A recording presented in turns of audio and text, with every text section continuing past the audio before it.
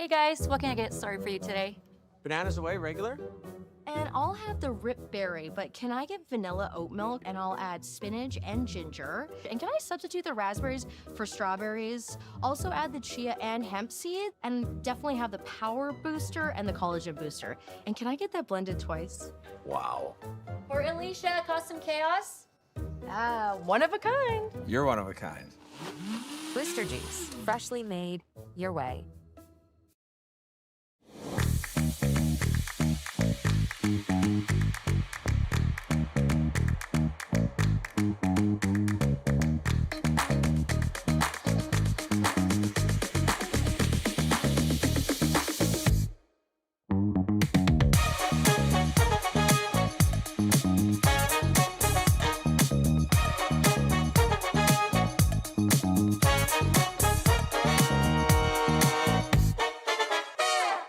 Faces around Lake Tahoe are legendary.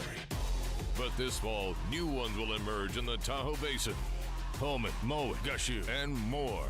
November 4th through 9th, the Grand Slam of Curling's first ever event in the U.S. is coming to Lake Tahoe, where the greatest rock stars on earth unite for 6 days of incredible curling, celebrity appearances, and après curl parties you won't want to miss. Get your tickets at thegrandslamofcurling.com. Let's rock.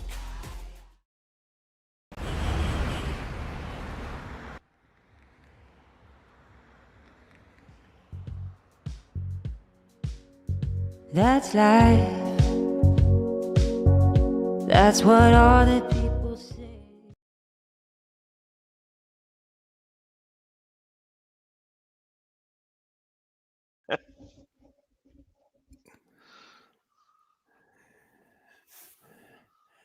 Good morning, everyone. Welcome once again to the continuing live coverage on Curling Stadium Edmonton from the Saville Mixed Doubles Classic.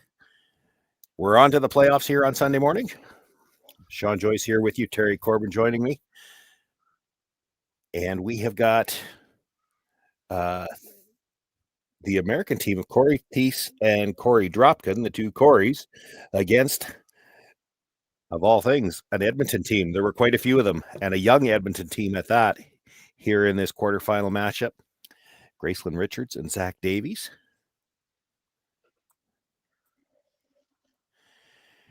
Terry, have you had a chance to see many of the games this weekend? Yeah, quite a few actually. Unfortunately, Gracelyn Richards and Zach Davies has not been one of them, but I feel like I should move in with the Coreys here. I've watched them play a lot, and just some fantastic shot making by both Thiesse and Dropkin.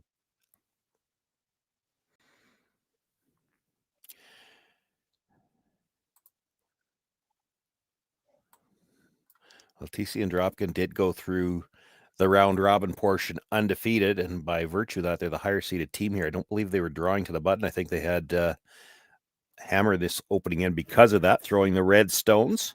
Nice come around to start things off by Gracelyn Richards. She gets that to the top corner of the button. For those of you who have been with us all weekend long, you've seen a lot of this. It's a big part of the game. It's all jockeying for position early in the end. Some of the differences between the doubles and the four players, it's not just a free guard zone. It's free everything. You can't hit anything until after there are 5 stones in play, including your own. So you see a lot of this trying to get the angle set up right. Yeah, and that's what the Dropkin Thiesse rink have been able to do, and they've also been able to recognize when they need to kind of try and break it up. And like I say, I've been very impressed with the curling here this weekend. And there's been some outstanding movement towards the middle, although I will say on that last shot, that last little bit of movement at the end did not look natural. So I think that grabbed a little bit. Got them the angle they were wanted, if anything, maybe even curled a little bit too far, but it does give them an angle from the other side to play red onto yellow. And now Zach Davies going to try to set up a better angle for them.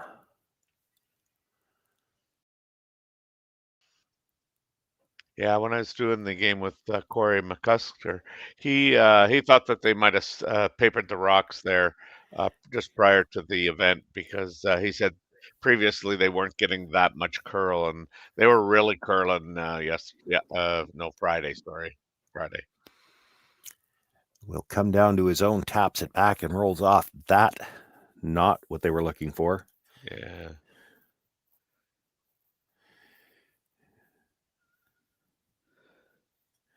You would think that this would be fairly routine here in terms of making the double. Yeah, the question will be how much weight does he throw? He doesn't Yep. actually have to kill the second yellow, but he'd No. like to get it well out of the 4 foot anyway. With that broom, I guess he's throwing some heat at this.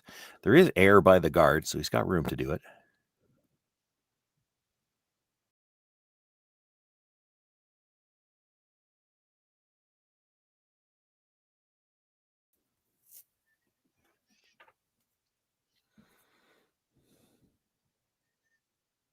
Yeah, for the most part, Corey throws and sweeps his own rocks.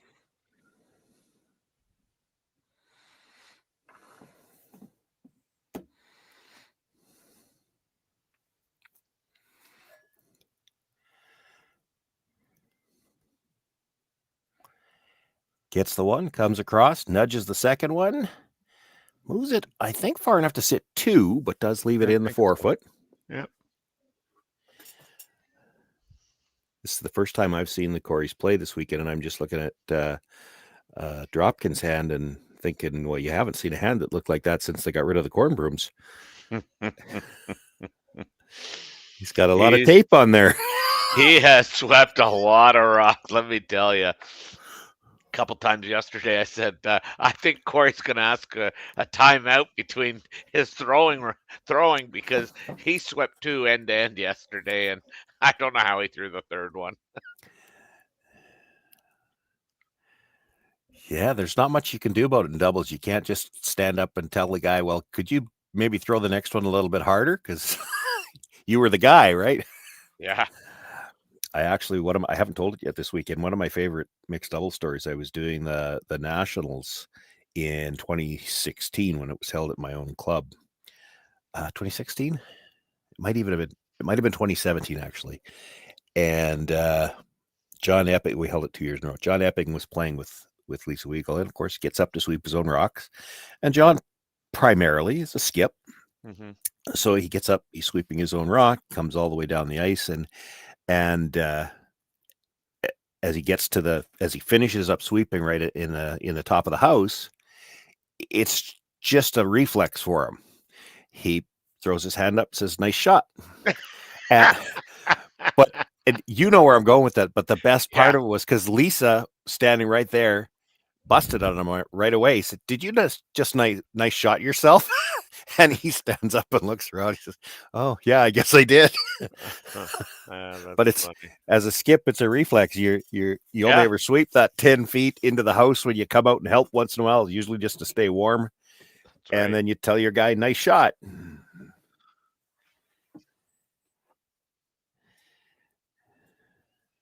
Just making sure he gets accolades.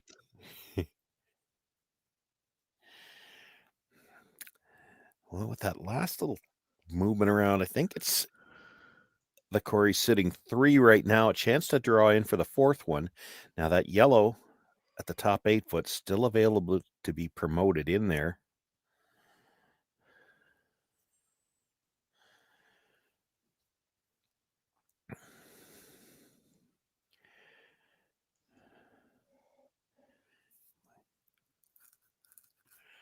I think ideally, if you're Korey Dropkin here, you'd like to get a piece of this underneath that yellow at the 8 foot, just so that it can't be promoted in.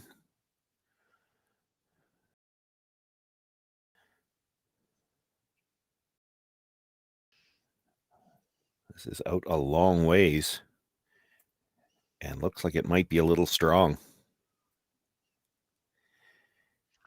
Yeah. Nudges one red, nudges another. I think they're still sitting 2.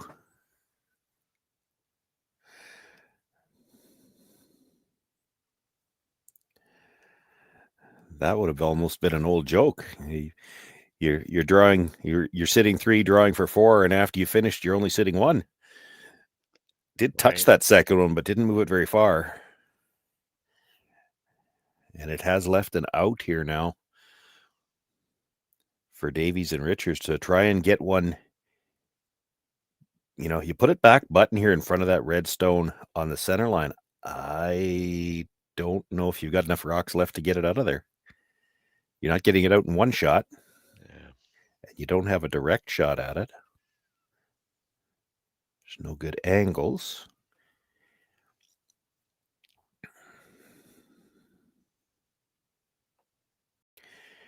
Normally, you'd like to put something in the top half of the house, maybe top of the button, but right now with all those reds around, I think you got to worry about putting this stone where it can't be removed. Yeah.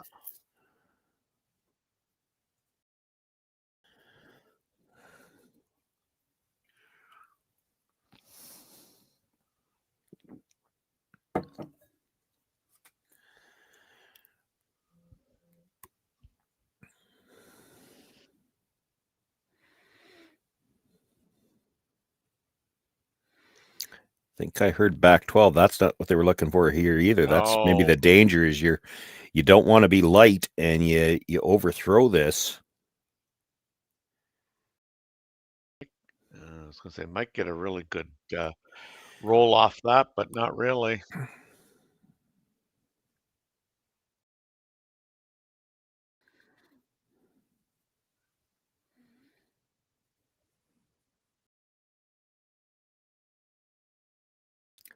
Looks to be edge to edge on the guard. Needs to get to the inside of it and get a little bit of a flop to the inside.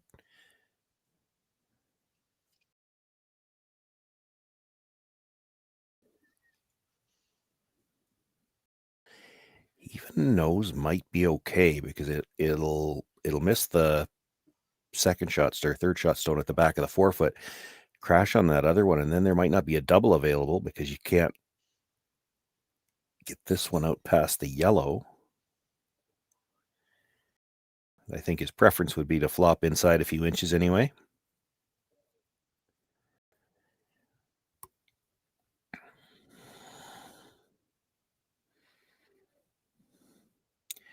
By the front one, they'll be looking for finish now. Yeah. Didn't get it. No.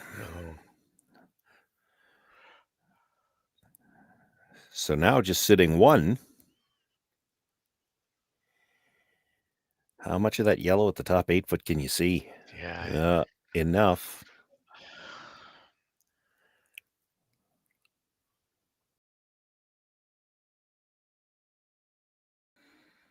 That's the problem. If you ever got it in there, it leaves a red top For hit 1, back. though. Yeah, they're talking about trying to tap it through the port. I'd be trying to tap it straight back and chisel that red so that you're sitting 2, and then all you're giving up is 1. Talking about a guard, that's... Yeah, you're flirting with danger throwing a guard here. How do you guard the tap when they curl that hard? I mean, yeah, you'd almost have to have your guard in front of the yellow stone at the back of the 8-foot.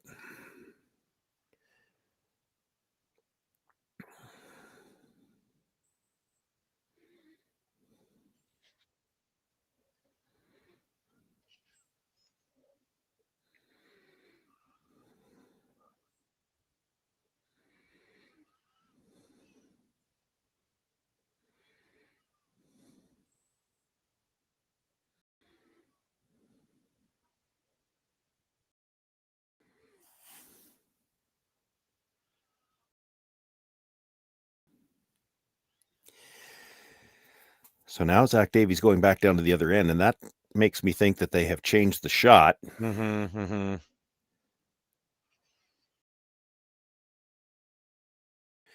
It's still, as they line up the yellow tap, and that looks like maybe that's what they're going to play now. It still looks to me like they're trying to tap it through the port. I still prefer if you could make it get to the nose of the yellow, tap it straight back, chisel that red over a little bit, sit 2. And then, I think they're sticking with the original shot. Yeah. I'm not sure what he was looking at then on the other Yeah. side.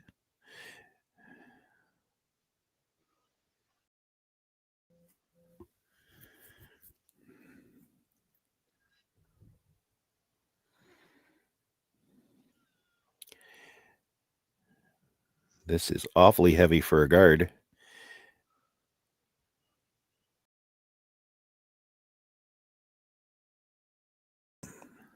Left that red tap. No. Well, it's there, but it's tough. Yeah. Just only has to move it a few Move- inches. Yeah. I was gonna looking if you might be able to come back to that back one, and You'd Probably have to not. roll in off Yeah, of it. okay, So it's same issue. It's yeah, not any easier than the tap. yeah. I guess you play T line and try and go around it, and if you tick the red, you get two. If you don't, you might get two the other way, just by drawing to the T.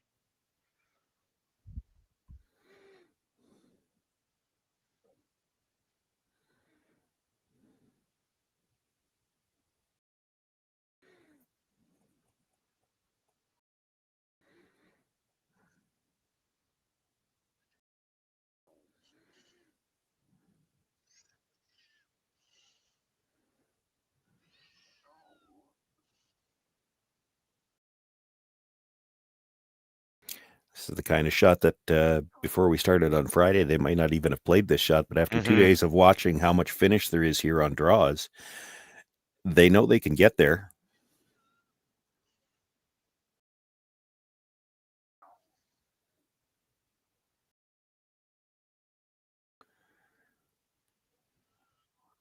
Now, anytime now, if it's got the right weight, it should just start to walk over. There it goes. It's going to be by the high one. Does come to the yellow. Now, will it bounce far Yep. enough? It's hard to tell. I think it might be good. Pretty sure they said two. Well, we know it's one for sure. We think Yeah. it's two. And that would give Thiesse and Dropkin the lead going into the second end. Richards and Davies will have last rock when we come back. Hey guys, what can I get started for you today? Bananas away, regular?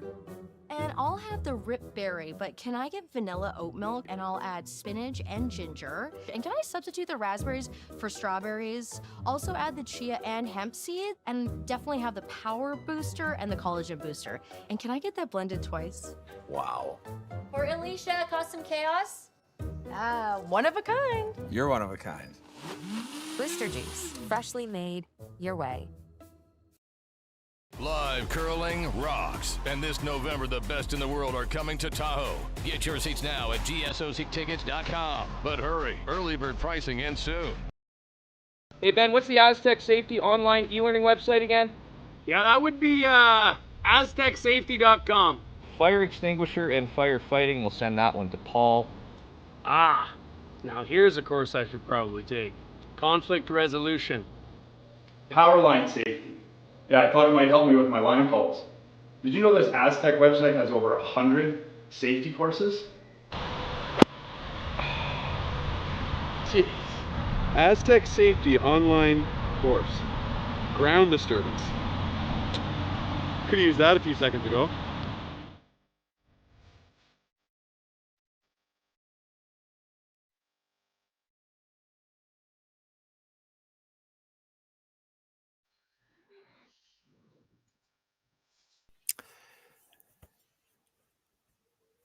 Second end just underway here.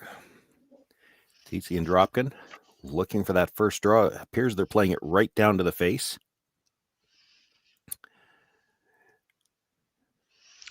Get something lined up. That's where they excelled in the games that I watched. The first rock, they really kind of choked off an end right off the bat. In the two games that I did with them. Well, it's still it's different now than it was originally under the original rules, and I happen to play under the original rules myself. They would put it right behind the pre-position stone was right behind the pinhole. So if you made that freeze, yeah, you were shot, and it had to be moved. And quite frankly, it took 2 rocks to move it. Usually, if you made that freeze, it was just a question of how many you were stealing. There were even times when teams would win the toss and throw first. Yeah. So that move, the decision to move it to the back of the 4 foot, that has it's a bit improvement of the game, but it also forces a decision. Are you coming right back to the back one? Or do you want to be top half of the button where you've got a better chance to perhaps steal, but it leaves it easier to get out? So that was a good decision. I like that one.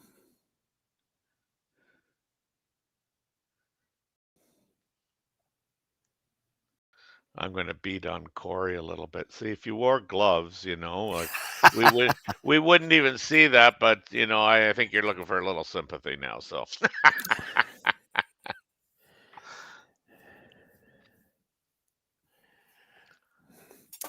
Well, that's not where I thought you were going to go when you said I you were gonna know. beat on him, because last end when he threw his second stone, he was drawing to sit 4, and by the time he finished throwing his own 2, they were only sitting 1, and the other team didn't move any of them. Yeah.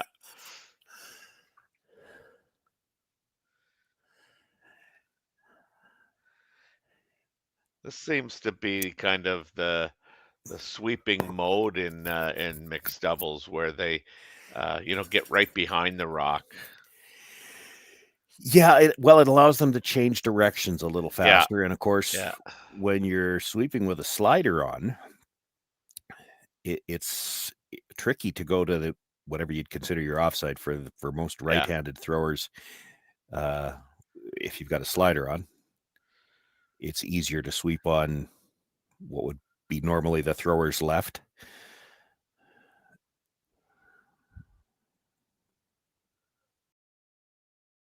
I've never swept with a gripper on, so I wouldn't know any different. But the technique is so good. Head over the broom, and a lot of weight being applied to the brush.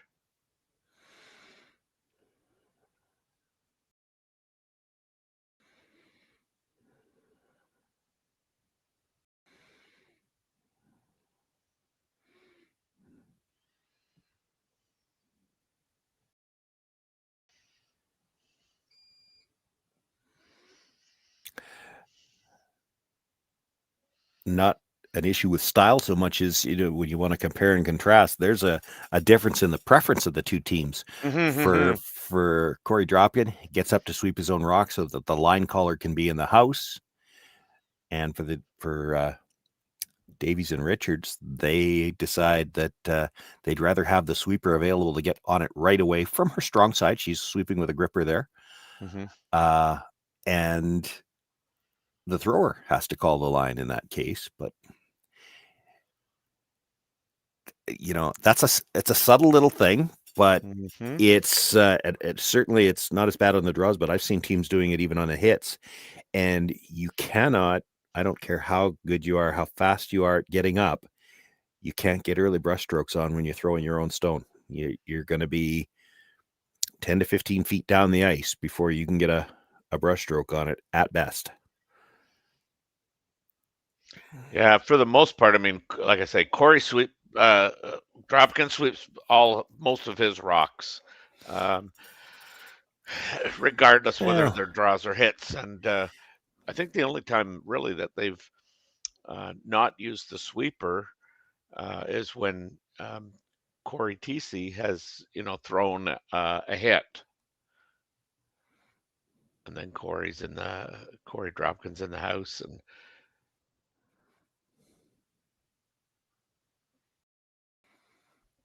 gets 1, gets 2, does touch the red stone on the way by. Still better for Thiesse and Dropkin. As we start to eliminate rocks, the other thing we maybe should point out, haven't seen it yet this weekend, but there's always the possibility. If you blank the end in doubles curling, you lose the hammer. Yeah, I haven't seen it yet this weekend either. The closest I got, I did see a team forced to take the single. Had to draw for 1. Yeah, we saw that in the game last night. They were all 1s. Yeah. Well, I saw it. I mean, in a 4-player game, they had the hit to blank. But they elected to draw. They could have hit for 1 too. It was out in the edge of the 8 foot though, so they elected to simply draw for the single.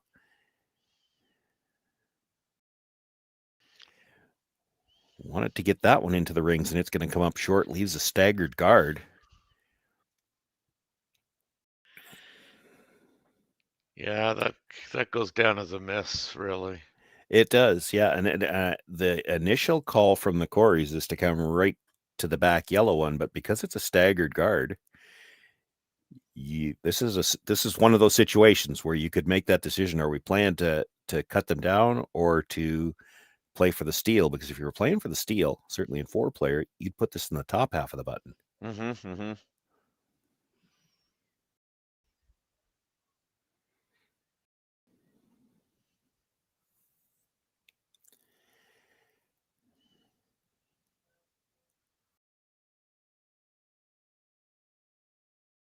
They've elected to play that in-turn draw.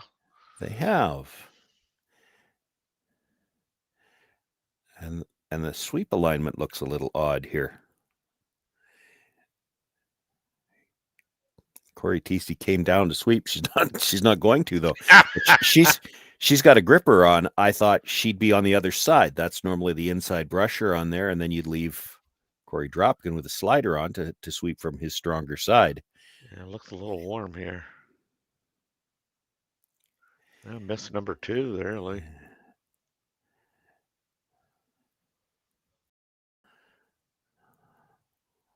Cory won't be happy with that one. Or the Coreys won't be happy with that one.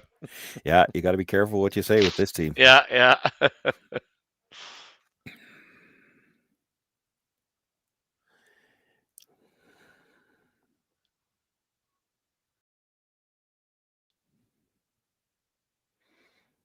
Now, I think definitely here, Zach Davies would like to get this to the top half of the button.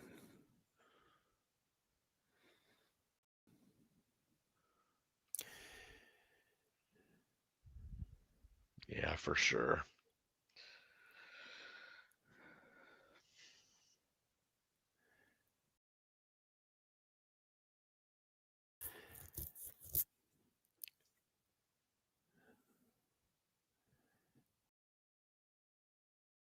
Lots of room, and this one also looks like lots of weight. Has to get to the inside of this red, then you don't want to leave the double. Yeah.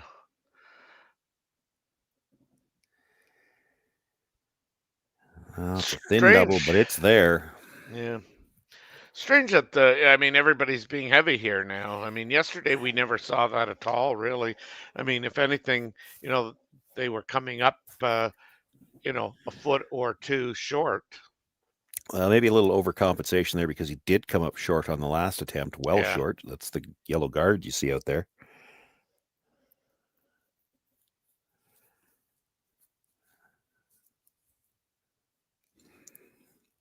I have to think all the discussion here is, are we playing the double or just the hit and roll? I can't imagine they're going to straight draw, because even if you make the straight draw, they can come off the yellow for 2.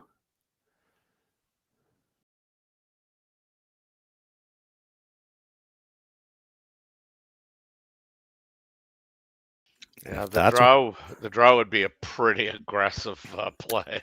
Yeah, well, if you make the freeze, you look at where the redstone's going to be. Yeah. It's a pretty natural angle then to come off the yellow, kick it out sideways. So, and looking at where Cory Dropkin had his brush, this is what we're trying to hit. I think they're playing the hit and roll on top. I do too. Yeah.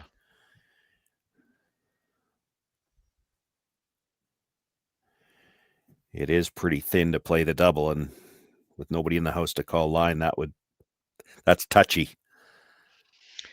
Yeah, and this being the last shot, I think you want to protect against 3.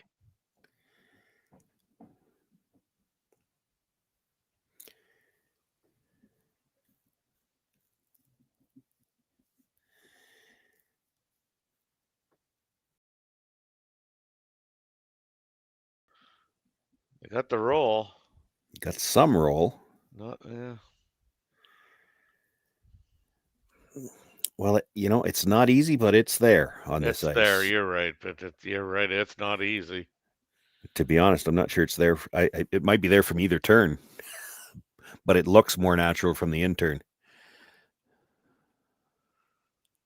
They just haven't been, curling like they seem to have been yesterday. But at the same time, I mean, you're talking draws versus, Yeah, it's people tend to forget it, right? It's things that we've learned in the last, say, 20 years. It's rocks that curl, not ice. That's right. Yeah. And when they sand these rocks or condition them, call it whatever you want to call it, and they start to curl aggressively, it's still the issue is that they start to curl as they slow down. The slower the rock is going, the more it will bite and curl across. So you see these draws that sometimes look like they're going absolutely sideways. They curl really big because they're slowing down.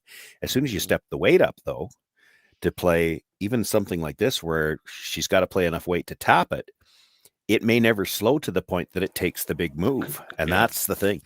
I saw lots of it this weekend. I don't know about you, Terry, but I saw lots of them this weekend where when they were throwing hits, if the misses were on the straight side, they didn't curl enough because, of course, you get it in your head that everything's going to curl. But as soon as you step the weight up, it doesn't curl nearly as hard because it never slows down to the point where it can grab. This looks like it's got a ton of room by the guard yet. Yeah, it really does have a lot of. They're not going to get what they wanted here. No, and they were sweeping on the straight side for a bit, thinking it was going to curl. That's what I was just talking about. That 5-6 feet extra weight, and it doesn't move the same. It's a steal of one for the Coreys. Thiesse and Dropkin take a 3-0 lead into the third end.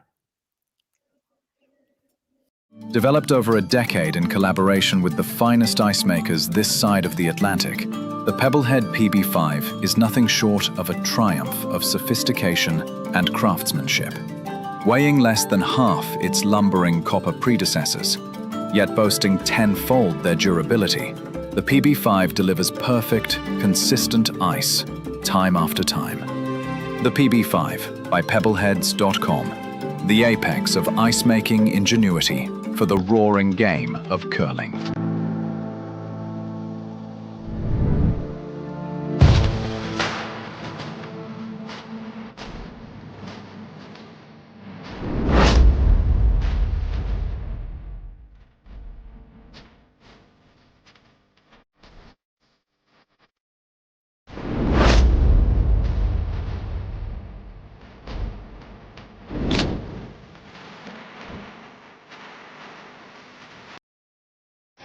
The 2025-2026 Grand Slam of Curling schedule is out, with big events happening all over Canada, like the Masters heading to London in September, the Tour Challenge from Nisku this October, the Canadian Open from Saskatoon in December, and the Players' Championship from Steinbeck coming in January.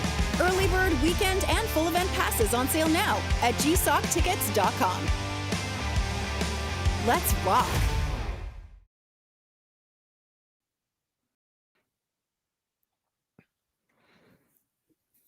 Well, a bit of a missed opportunity in the second.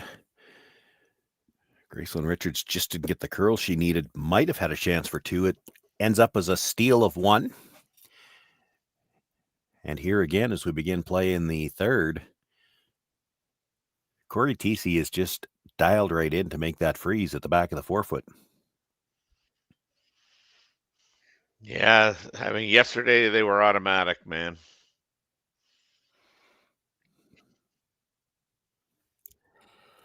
And Dropkin put on a clinic with his hits. He was making doubles and triples and running back guards and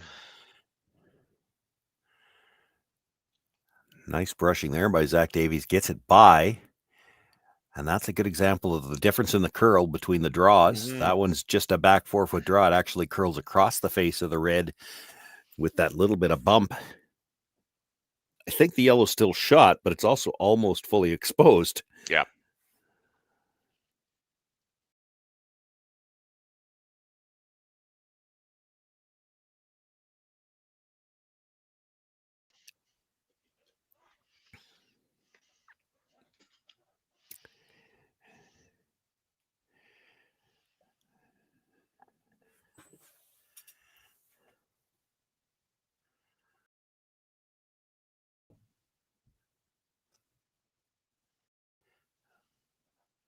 Well, this time with Cory Thiesse down there to be in a brushing position, she does not have a gripper on this time. She's got her slider on.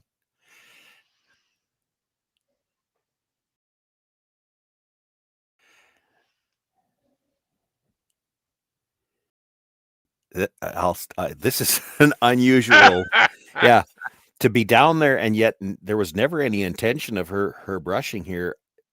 She did run the stopwatch. That's the only thing I can think of, is that they want to get some split times.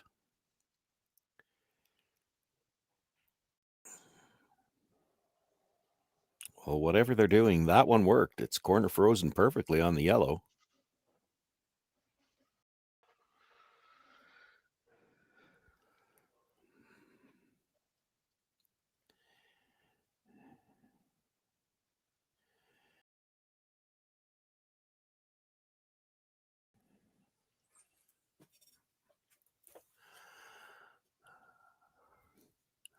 I'm trying to tell from the overhead how many who is sitting. I think it's just the red at the back of the forefoot, or the back of the button, is shot. The yellow at the side is second.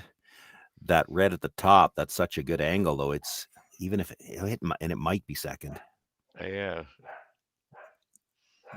But, you know, the other part of that for Richards and Davies, if they're going to score, they have to find a way to move some of these rocks.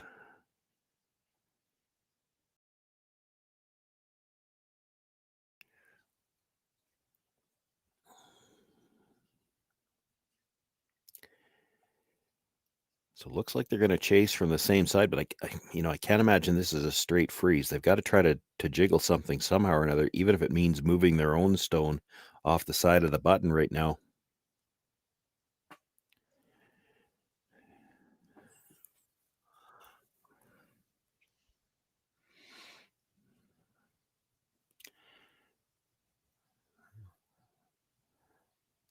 And on this most of the way down, will get by the front one. Taps the red. It does move that yellow out from the side of the button. Red sitting 2 now.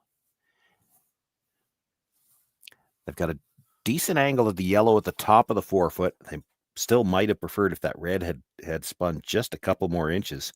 Mm-hmm.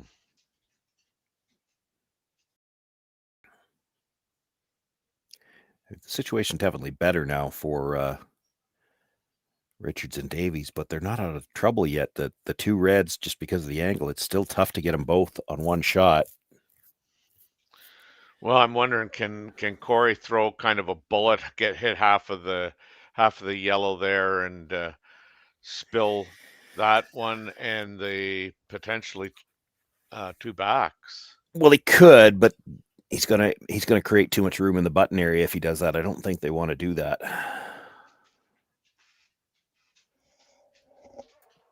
I have to think he's trying to get corner frozen to the inside of that yellow. Even right to the nose of it's not bad. You're trying to set up an angle so that if they had to play the yellow in, it's going to go by the 2 reds. That's why you'd like to get a sliver to the inside and then angle the red yellow to go by those 2 reds. But even if it was just angled so that all you could get was the back red one, it still doesn't open up any scoring area for Richards and Davies. I think they would be happy if this one just took away the yellow slash, really. Yeah. Oh boy, you sure don't want to freeze to the outside of it. That just makes it easier. There it goes.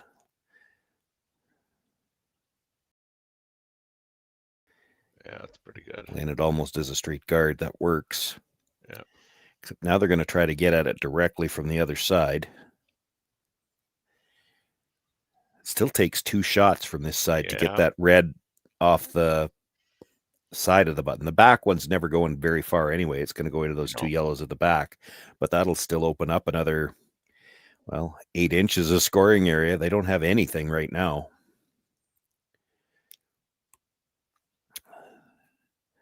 They talked about running the long guard into it. Might be the best result if you could make it, but you've got to make you've got to make contact with those 2.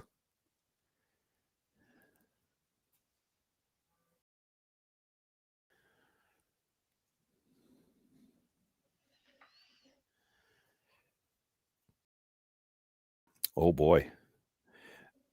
Well, that's a different shot altogether. Talking about red into the red that was just thrown, back into the yellow and towards those two reds in the button area.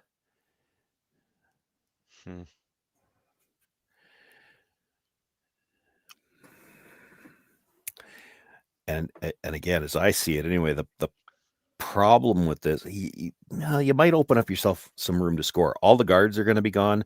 The one red at the back of the button is never missing the two yellows. So everything's going to be open after that. You're likely getting forced at best, but I guess right now a force probably looks pretty good because it's looking pretty steelish at the moment.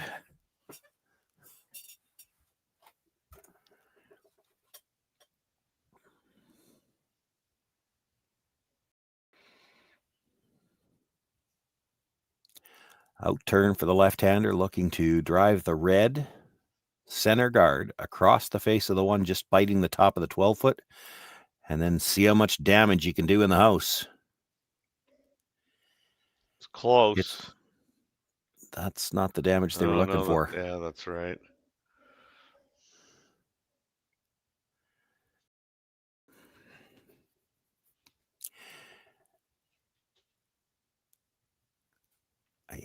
I think you're guarding.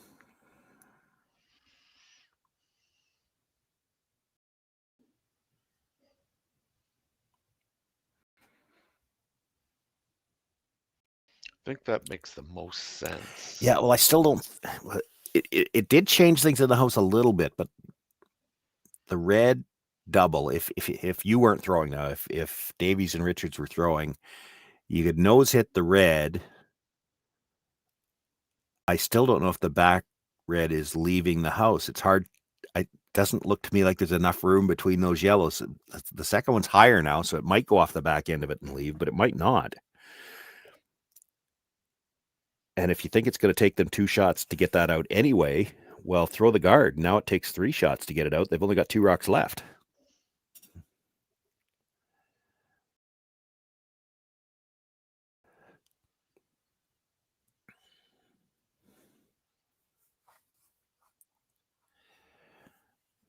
This is going to have to curl. If he's got the right weight, it should finish. Yeah. Just wanted to take mostly the inside away. Yeah. Well, he left the nose.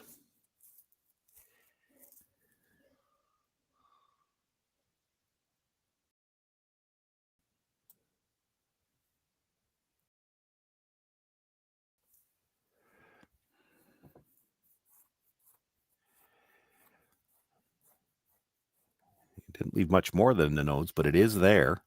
Yeah.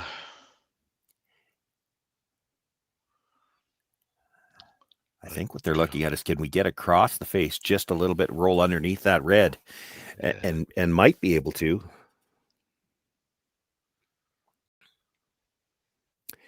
Can't throw it as hard to do that.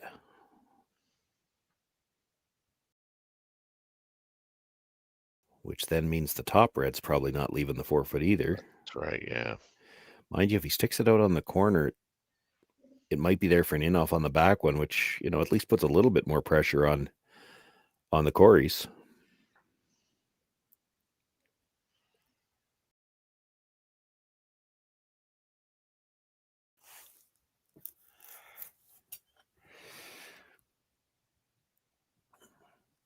That's the tricky part of doubles when we don't have mics on them. So we know what they're looking at. We just don't know the weight. Yeah.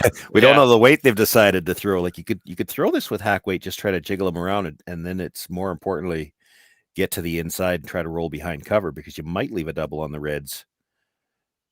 No, he's throwing bigger. He's trying to blast the reds.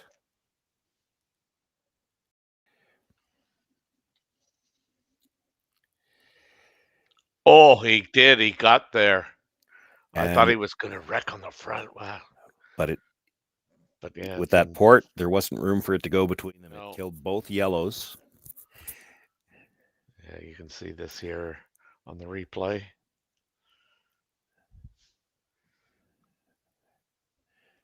Connor's just been itching to throw a replay, so he was ready to go.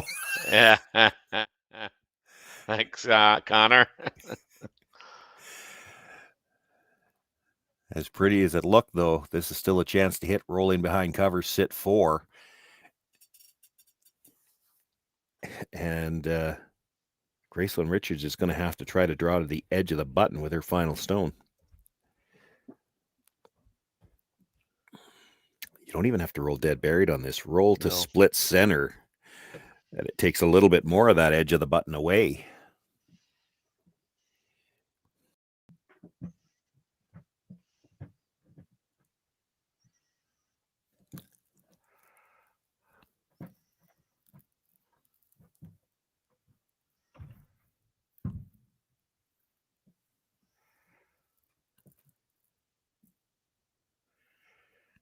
Off and on, so it's got to be close.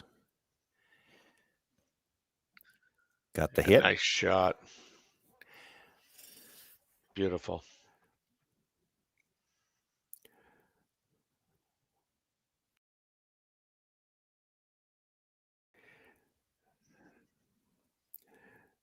She's got half the button available and has to find it with her last shot, drawing against 4.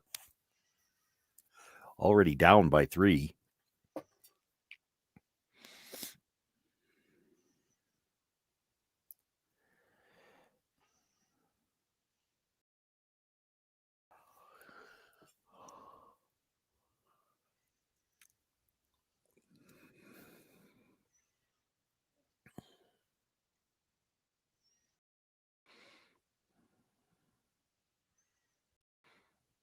And really, because she has to get by that red stone biting the top of the button, she's got to go just that little bit wider than she would have on the first shot of the end.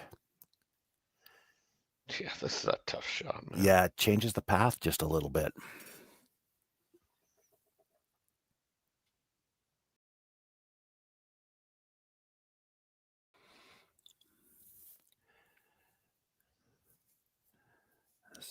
Zach with the brush down, but really just cleaning. Starting to move now as it starts to curl. You know the speed's coming off. Got to get it by, but you got to sit too. Oh, might have needed that little she rub. Did. Gets the spin and does pick up her single point. That's a big clutch draw there. Wow, I'll say nice draw, Gracelyn Richards. Great sweeping too by Zach Davies. Hard to earn a replay on a draw, but I don't even know if she needed the rub. I don't think it was heavy, even if it doesn't rub, but gets the little rub, spins into the button. We're 3-1 after 3 ends of play. It'll be Thiesse and Dropkin with last rock in the 4th. Hey guys, what can I get started for you today? Bananas away, regular? And I'll have the rip berry, but can I get vanilla oat milk and I'll add spinach and ginger? And can I substitute the raspberries for strawberries? Also add the chia and hemp seed, and definitely have the power booster and the collagen booster. And can I get that blended twice? Wow. For Alicia, custom chaos? One of a kind. You're one of a kind. Blister juice, freshly made, your way. Developed over a decade in collaboration with the finest ice makers this side of the Atlantic, the Pebblehead PB5 is nothing short of a triumph of sophistication and craftsmanship. Weighing less than half its lumbering copper predecessors, yet boasting tenfold their durability, the PB5 delivers perfect, consistent ice, time after time. The PB5 by pebbleheads.com, the apex of ice-making ingenuity for the roaring game of curling. Live curling rocks. And this November, the best in the world are coming to Tahoe. Get your seats now at gsoctickets.com. But hurry, early bird pricing ends soon.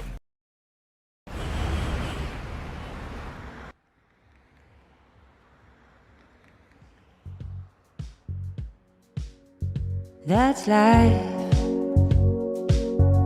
That's what all the people say.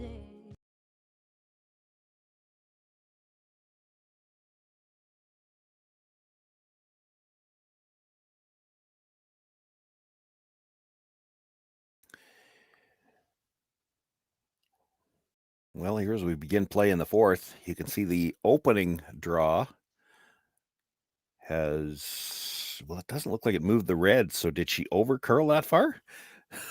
Yeah, I don't know, man. It's hard to I believe. can't imagine it would have under curled and end up in the yeah. edge of the four like that. So you'd have to think it was an over curl. And Cory Thiesse has not missed a draw yet. Puts that one in the top half of the button.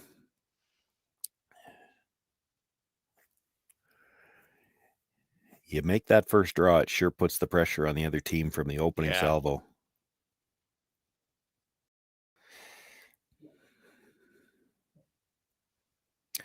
And the difference here is they've got the last rock here. She's made it as a freeze. We've seen that a couple of times already. This time with last rock, she wanted it in the top of the house, and so that's where she put it. It's just, it's a simple game. That's right.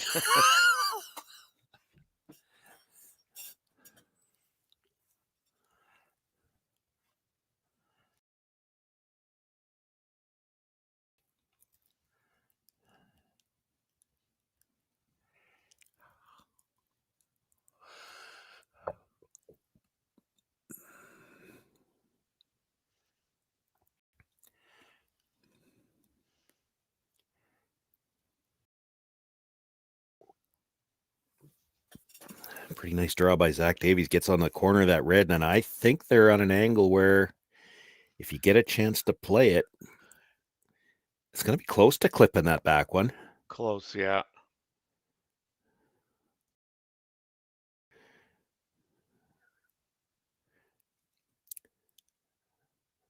Close enough that Corey Dropkin looking at, can we change the angle ever so slightly?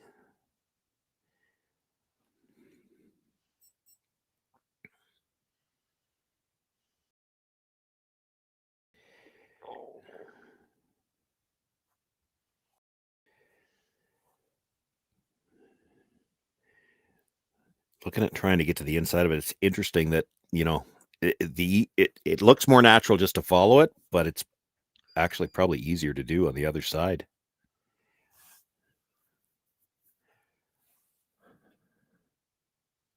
And that's what they're going to play the in-turn down to it. It did look like they were thinking they'd like to try to move it a little bit, change the angle, or maybe create more room to get it by the red one eventually. Mm-hmm.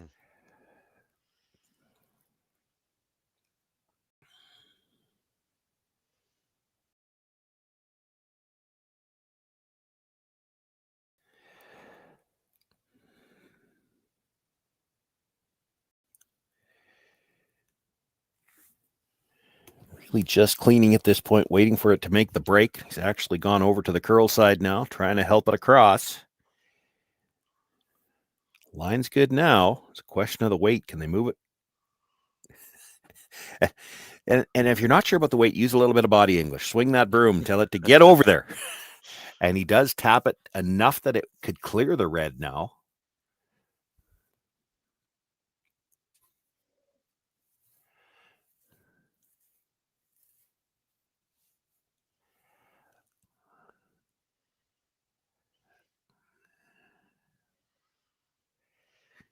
I think you could probably see just all of that yellow from the hack. So important for Zach Davies to do something to change the angles on that side of the sheet right now, because if you don't move anything, if you didn't throw, and I mean, he's never going to miss anything that bad, but if you didn't throw right now where the yellows are, and with the weight Cory Dropkin can throw, he can double the two yellows, and I'm not sure any of the reds move. I think it might go across the top of the one at the back of the forefoot. So you got to move something here, get a better angle. This is the fun part of doubles, watching them try to manipulate these angles.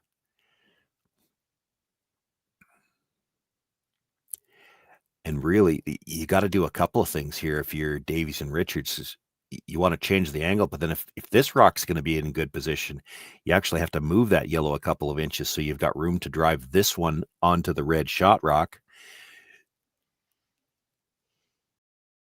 You're asking for a lot from the other end of the ice when you got to move 1-2 inches on just the right angle.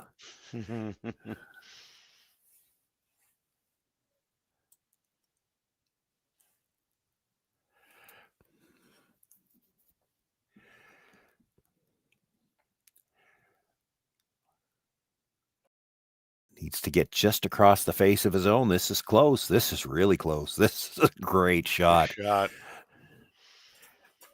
And again, it might be lined up to clip the back one. Even if it's not, if you play yellow onto red right now, you're definitely shot rock at the side of the button. And I think the raise stone would be second. Cory Dropkin looks like he's put the broom down to blast the two yellows out of the side of the 4-foot.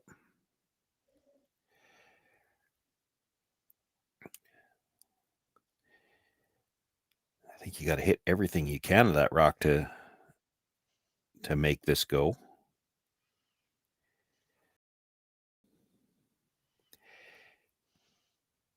Probably won't be that terribly upset if he loses the red at the back of the 4-foot. Right now, it's starting to get pretty closed in. They do have a lead. They'd like to make sure they have a shot to score.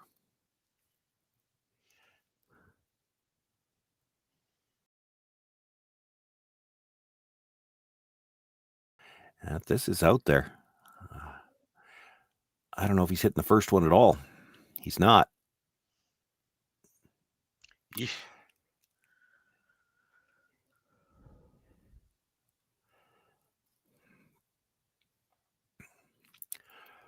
Well, now yellow onto red definitely leaves yellow sitting too. The question is, how hard do you throw it? Because you don't want to roll away very much.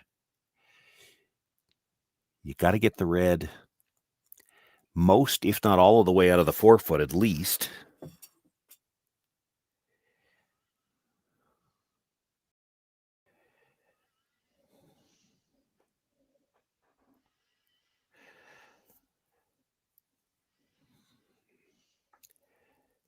Scary to leave the red in play at all, depending on what the angles are like at the top. Like you're definitely going to have a double available somewhere. You'd hate to leave the red in play and leave a triple, but that is a possibility. Yeah. That amount of ice, I'm not sure they're throwing enough weight to move the red out of the button.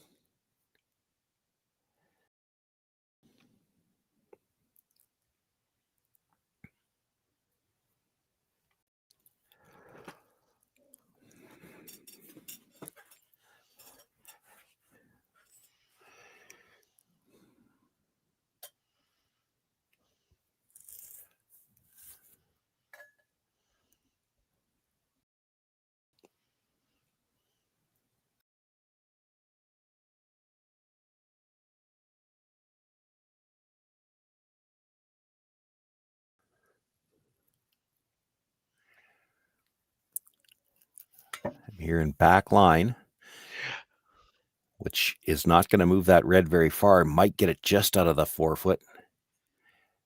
Gets Hit to it the on nose. the right spot, yeah. Yeah, it just wasn't the weight they needed for that shot.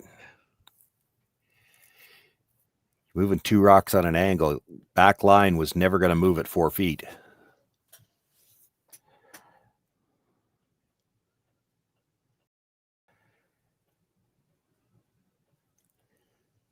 Nose hit on the one that was just thrown will kill the two yellows in the 4-foot.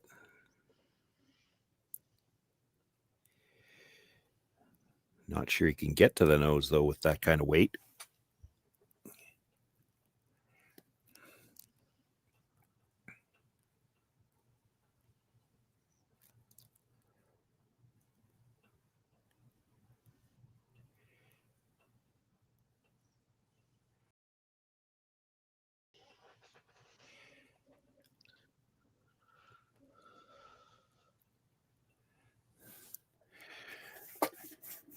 And I think when Cory Dropkin got down to the hacks, he said, I can't see enough of that yellow to play the weight I want to play for the double. So they're going to play the red. I think I heard him say 9.5. So kind of a normalish takeout weight. He's got to hit this fairly thin. He'd like to stick the red right at the top of the 4-foot. So half a rock's probably too thick. It's still coming in at an angle. It should double those yellows.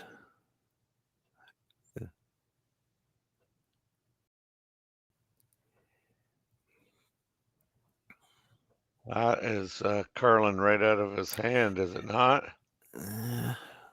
We didn't have a ton of ice there. It's pretty good.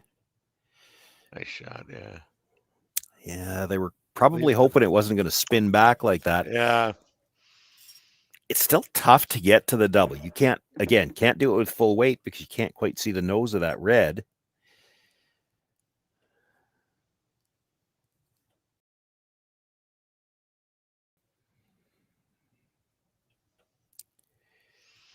Yeah, you don't want to hit it high side where it misses the red and takes the back yellow out either.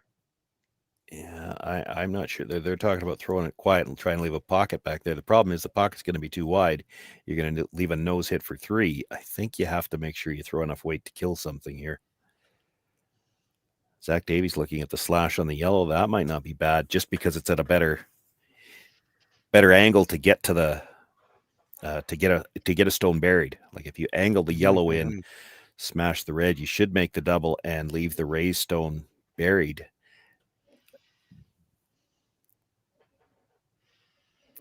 This has got to be a draw. This is a draw against possibly giving up 3 when you're already down 2. This is a risky call. It's there on this ice for sure. She probably has to chisel off the red, try to get behind the yellow in the 8-foot. And then the double's probably too risky for Cory Thiesse to take on.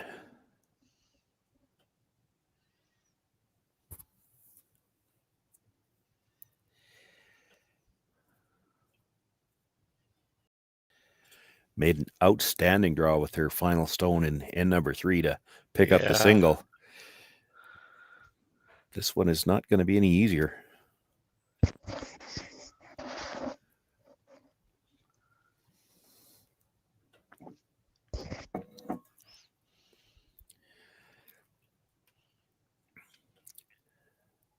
Davies on the brush, just has it down firm, clean right now. Gonna curl a long way. Waiting for it to break. This is the problem. They had to throw a little bit more weight. Well, no, she doesn't look heavy.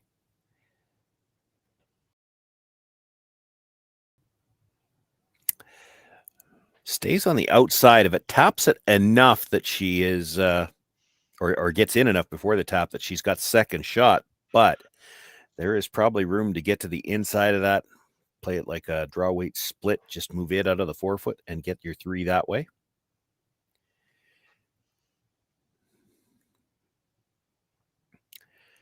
Talking about possibly making it off the shot stone too. That's an option because you got a lot of room for that shot stone to go before it wouldn't be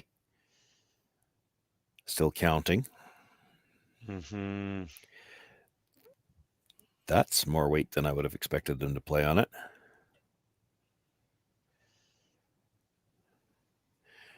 They might be thinking, nose hit, and it's interesting that the angle's close. You nose hit the yellow, it clips the red, which goes directly onto that yellow at the back of the 8-foot.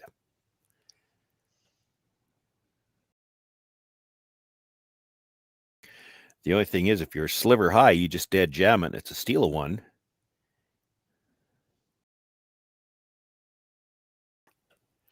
Being up 3-1, I think it's worth the risk here.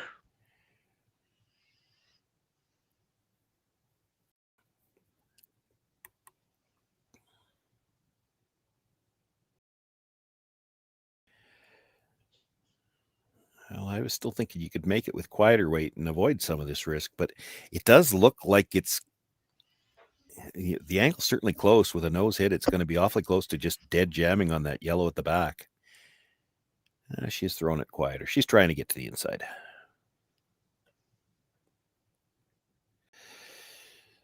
This is going to get to the inside for sure. It's a question of whether or not it's going to get by the guard, and it's not. No. All over the front one. And dead light. Like, this wouldn't have had the room to move it if she gets there. So it'll be a single point for Thiesse and Dropkin. They'll take a 4-1 lead after 4 ends of play.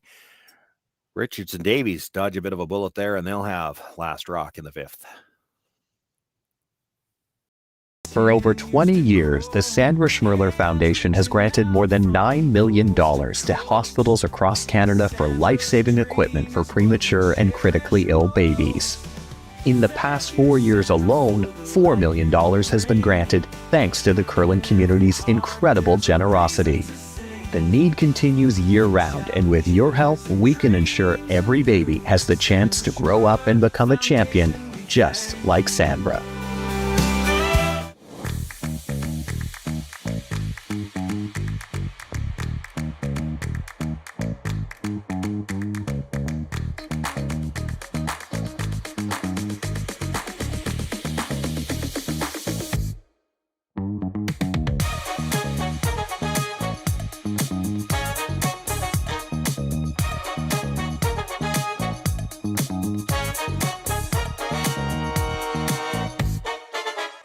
Welcome to the RockShop.net, the official store for the Grand Slam of curling. Whether you're looking for the best hats, stylish clothing, fun toys, or unique accessories, the RockShop has it all. Shop online anytime at the RockShop.net for exclusive Grand Slam of curling gear, or come see us in person at your next event. The RockShop.net, where fans find their favorite curling gear.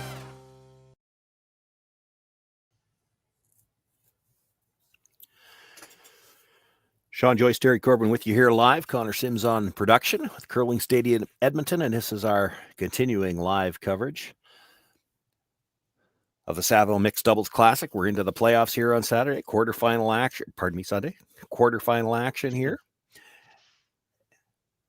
Cory Thiesse a little light on her last attempt, but she's still dialed in for those freezes at the back of the forefoot. Oh, God, yeah.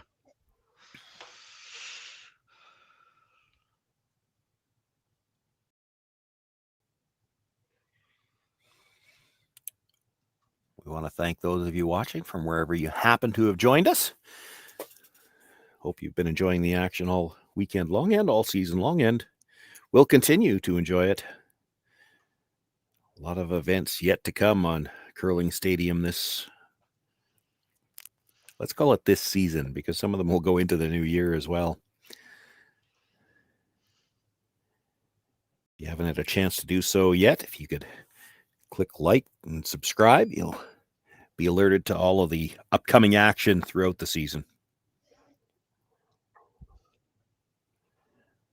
Gracelyn Richards here looking to follow that red down and come just to the corner of it. This is going to have to move. A little warm. She'll nudge it, but spins to the back 8 foot.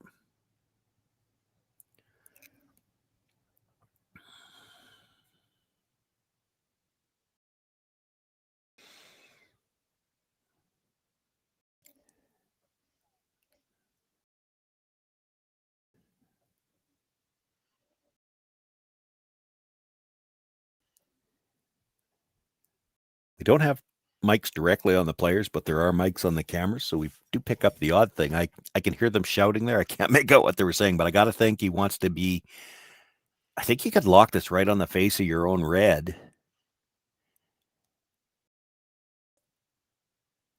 And 1, 2, 3, 4, 5. You might even force Zach Davies to have to do a little bit of cleanup action, just to make sure they've got room to score. Which is not something they want to do down 3. They'd like to find a way to build an end, but they're in trouble already early in this end. And you know, the thing about mixed doubles, when you only get to throw 5, early is still late. Yeah. You don't have a lot of rocks to manipulate your way out of trouble.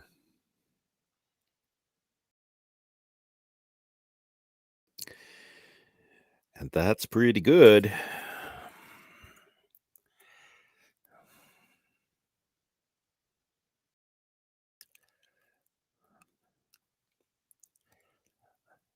There are 5 rocks in play now. He could make a...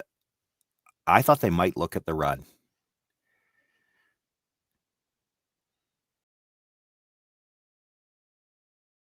I think he's still looking at trying to come to the face of that one that was just thrown. And ideally, you'd like to at least move it if that's what you're playing.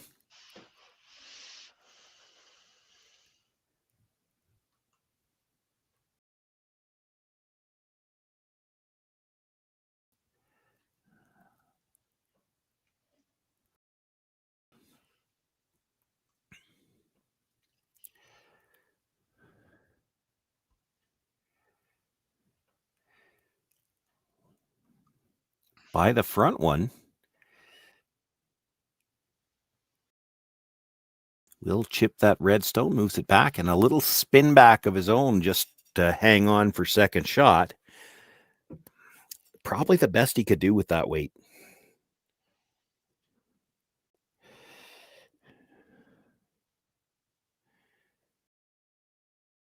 Still leaves room for Cory Dropkin to get to the inside of that stone, roll back to the top of the button, and now the wall of reds at the back of the forefoot is going to make it real tough to get this one out.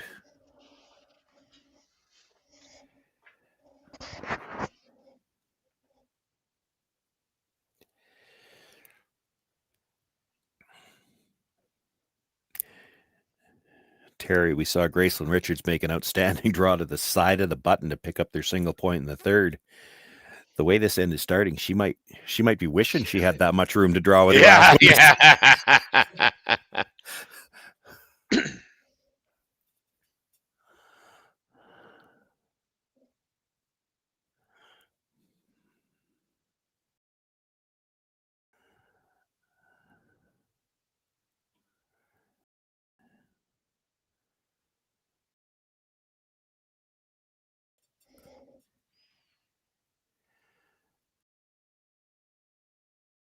Moves it just far enough that I think it is red sitting 3. Now there's probably room to get in on the out-turn side, or in-turn actually. It's Zach Davies is the left-hander. Didn't get the roll under that they were looking for, but it's pretty much taken everything away on, as we look at the house, is the left-hand side of the sheet. There's no way in there now, but the right hand, you could get to the pocket of those 2 reds at the back. This is kind of a must make now, or there might not be a shot to score. Yeah. This is critical. Well, and we've seen this a few times where you take a situation where, geez, I can't be light here. Can't be light. Yeah. And you throw a little bit more weight, and then it doesn't get the curl. Like, he's got to get to the pocket. It's not good enough to freeze to the outside red one. He's got to get to the pocket.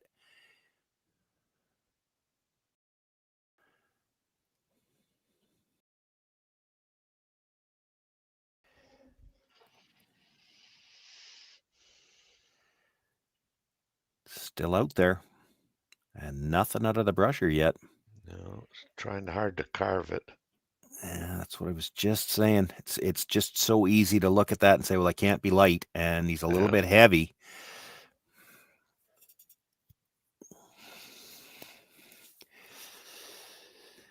And you can't be, because if you're that little bit heavy, it doesn't curl the same.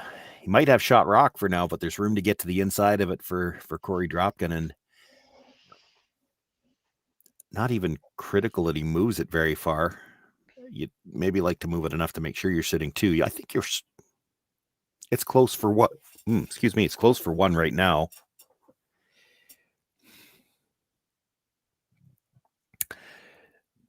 Just because of the way the rocks are sitting in the house, it's not even as critical for Cory Dropkin to get to the inside. He could probably get away with nose, because if you tap it straight back on the nose, you're going to have a wall of 3 rocks at the back that, it's going to be very hard to get this particular stone out. And he's already got a stone on the other side that he can use.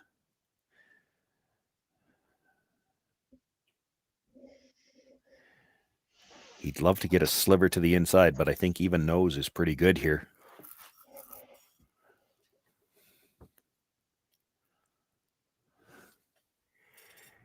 Felt something there.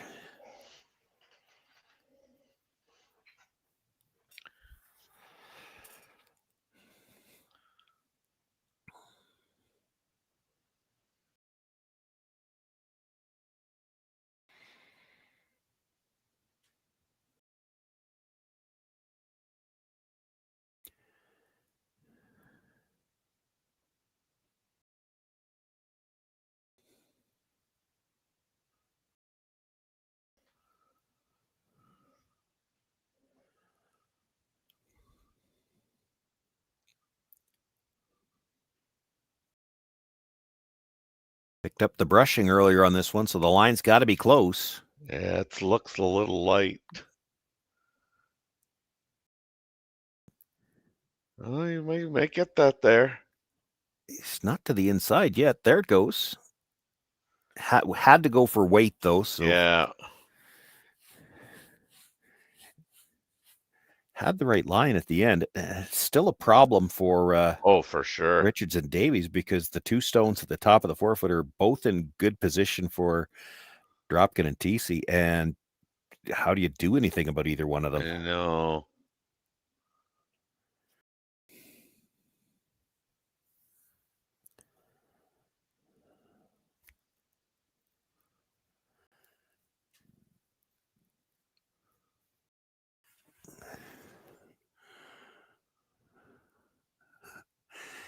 Okay, this could matter. So who's got? Let's see, 1, 2, 3. Who's got fourth right now?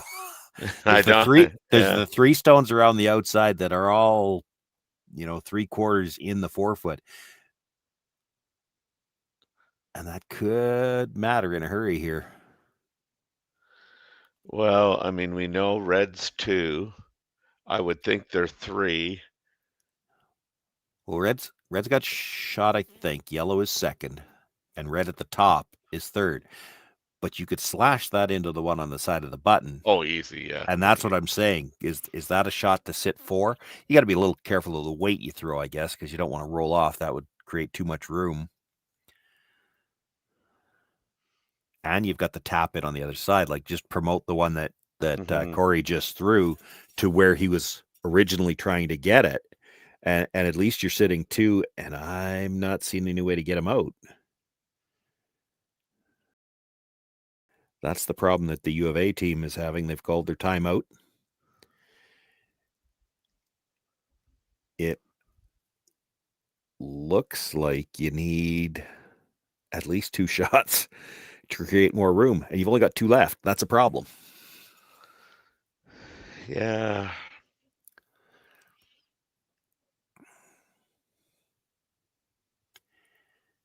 Can't see the edge of your own yellow to try to chisel it over. No.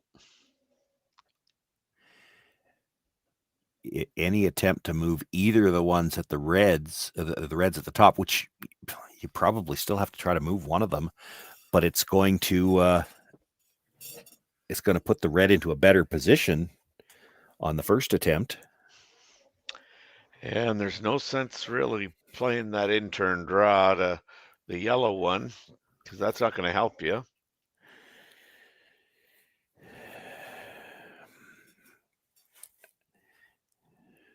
Gracelyn's Richard's idea to get to the pocket, basically the 2 reds, and just try to move it a couple of inches, change the angle. It's maybe not a bad idea. It's really tough to do.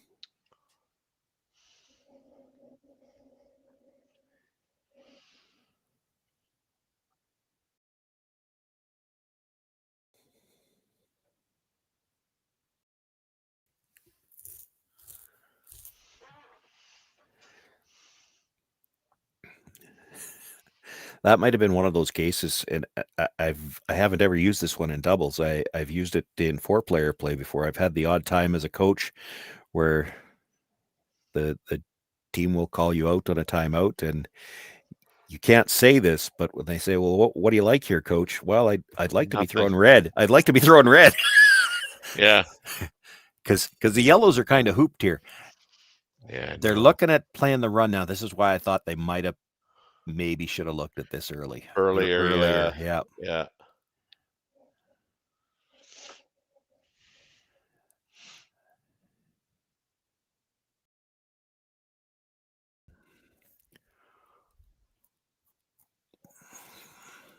Well, I mean, if you could drive this back, so if we look at the overhead view, have it come back towards the one on the left side of the 4-foot first. It clips the yellow. The yellow, I mean, if you can clip it thin enough, it actually could slash kind of into the pocket of those 2 reds, move them both. I don't think you're getting the one on the back of the button out ever, but you got to move some of those rocks at the back just to have room to get in for the last one.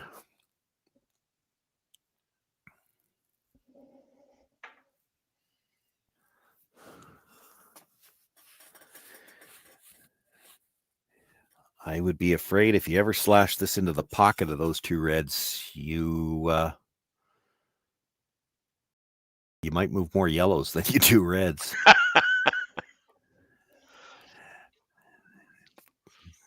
It's curling, eh? It's close. It's close. He's got it almost the way he wanted to hit it too, I think. Yep. Yeah, I would have liked to nudge that red. But Yeah, I know. Got into the side of it, but didn't really move it.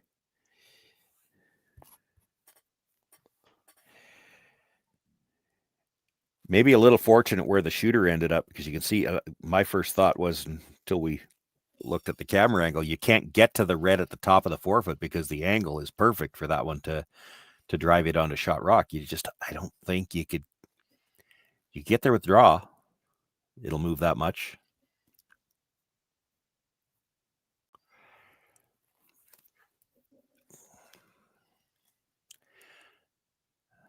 Cory Dropkin looking at coming off the red. There's a lot of risk with that.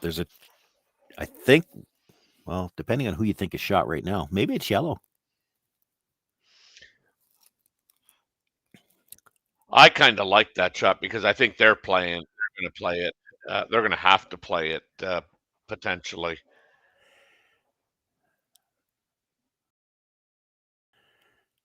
They being Richards and Davies.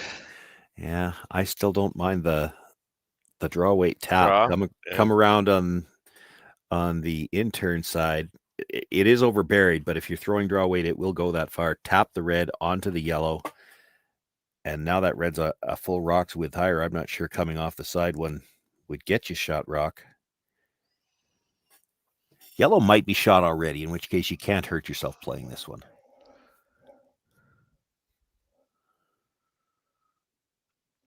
I think it's certainly possible. Yeah.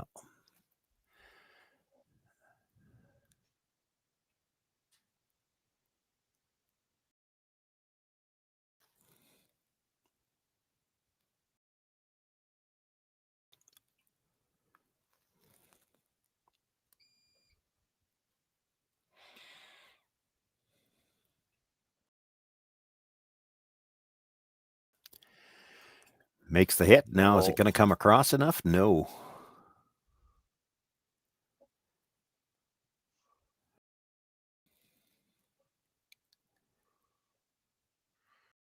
No, I think they come in off of that, and they might get two. Yeah. You throw the draw, and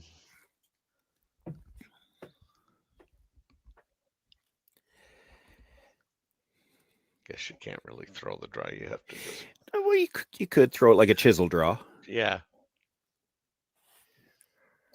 Might be the easiest way to get there, to be honest. Throw about back 8-ish and just chisel in off that.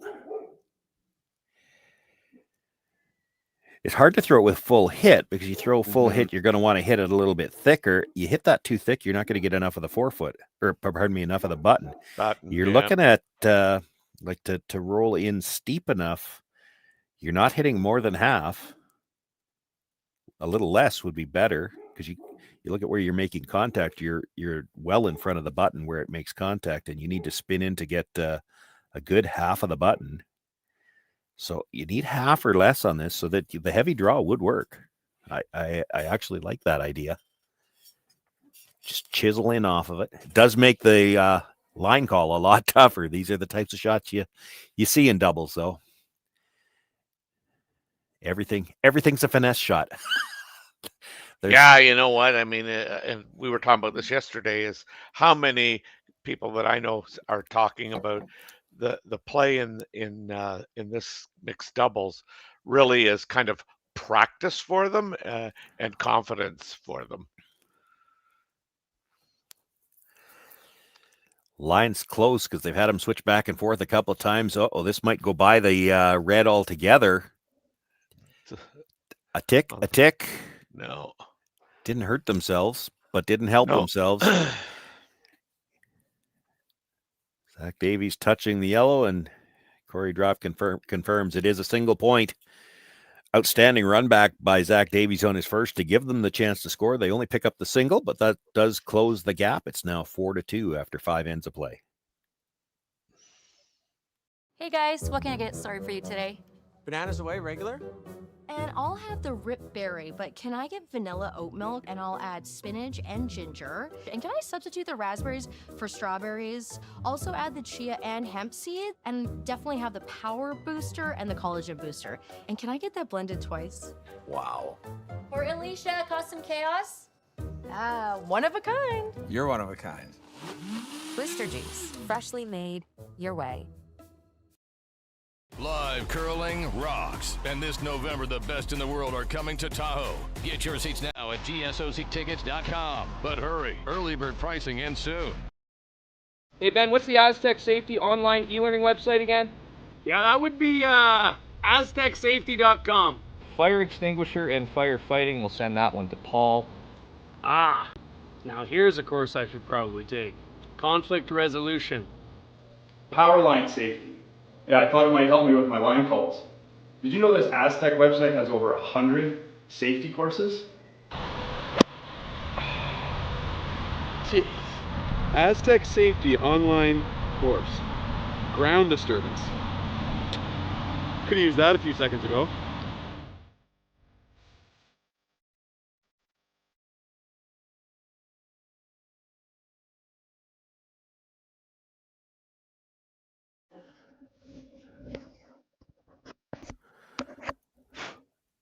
Well, not the start that Gracelyn Richards would have been looking for here in this sixth in. She comes up short, taps her own guard. It does leave a double center. You know, if you were playing 4-player curling and you were in the we must steal scenario, you'd be okay with the double center. Mm-hmm. For sure. The problem with that is here, Cory Thiesse just doesn't miss her first shot. And if she puts this one on the top of the button again, it's real tough to set up a steal.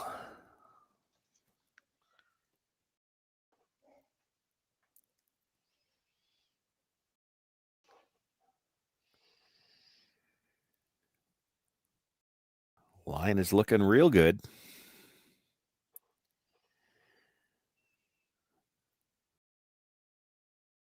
Might have left this a little short. Yep. I think they got fooled on that one because they certainly weren't brushing and the line always looked good. On this ice, that's essentially just a third guard. Yeah. I mean, it's a guard that could end up on the scoreboard, but right now it's Zach Davies a chance to get around that, and really he can bury around that, still be in front of the T line. They might be happier right now to make sure they get down to the back one and cut down the scoring area, but opportunity one way or the other.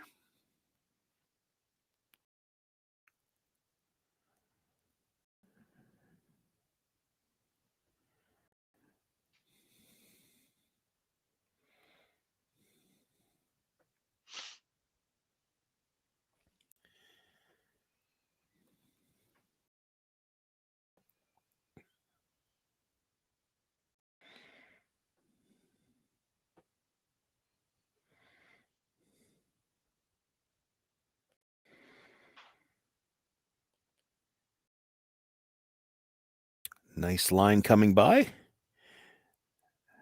And does make the freeze to the back one. Nice shot, yeah. And I think Corey Dropkin already looking at how many guards can I make go away. Mm-hmm. Just this is what they were good at yesterday. You know, picking their opportunities to.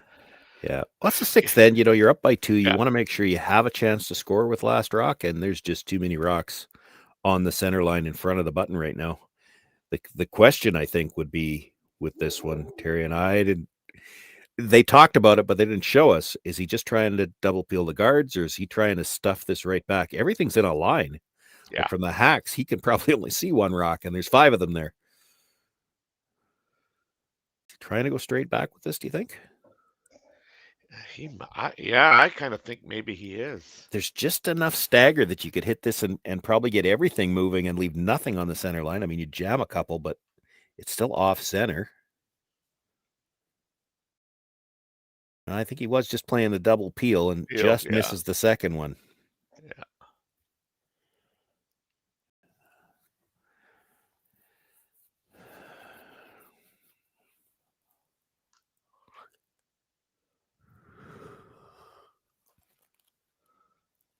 Well, if you want to try to pick up the steal, Zach Davies, if he could come down and make that exact same freeze, this time on the yellow, he'd be on the pinhole, needing probably 2 shots to move it. And you can't see it to make the first one.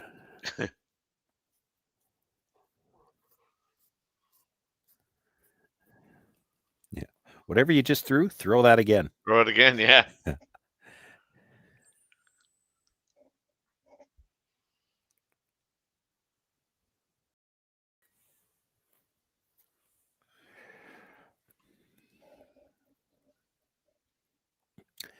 Well, this one might be out a little farther. They've already switched around to the other side looking for curl. They played this as a straight guard. That's surprising. Yeah, I'm a little surprised too. You start to wonder, like, wow, was that just a miss throw, or is that where they really wanted to go? Yeah, or did you get panicked by the fact that he played a peel in the last one? Because Yeah. really, you've still got 2 guards. Well, you don't need 3. Yeah.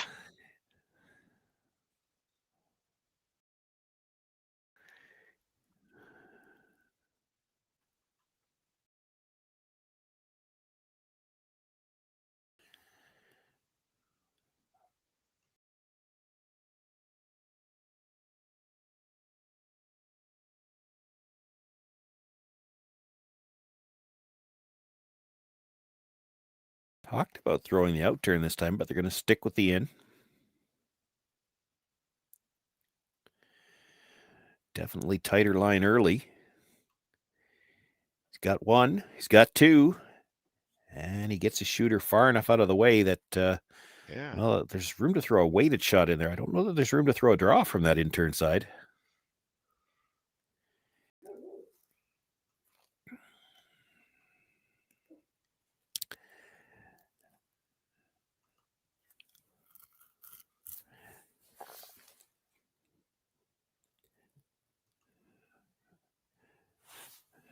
Now you might have to throw a guard.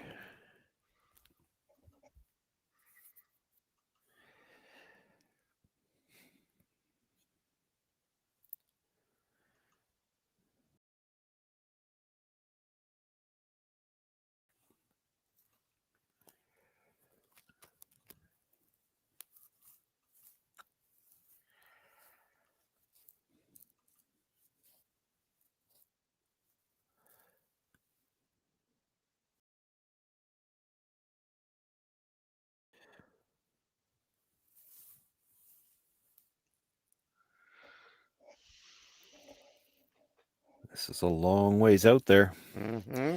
You got to cover a piece of the red, or they're probably bringing it straight back. Working hard on the brush now. Can she bring it far enough to cover a piece of that? Should be, yeah. Yeah, it covers most of it.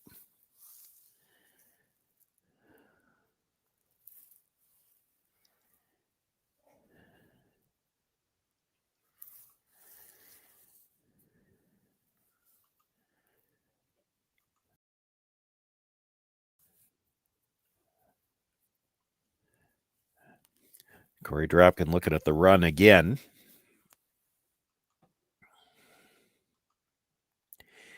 Yellow on to red. This time, I think, trying to run it straight back and disturb those 2 at the back of the button. Probably wouldn't be heartbroken if he just made everything fly here. At least then they know they've got a shot to score. Yeah. The interesting thing about this one will be if he was to just peel the guard here, what do you do if you're Gracelyn Richards? Do you throw a straight guard and leave him the draw? Or do you try to get another one in there? Mm-hmm. Good question. We're not going to find out Made because this. it does clip the one. Yeah.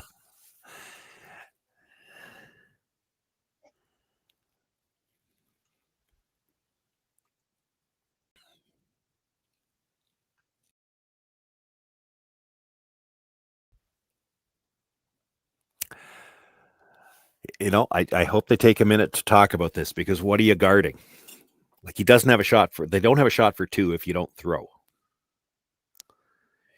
If you guard the yellow stone, they've got the same draw. You're not guarding anything.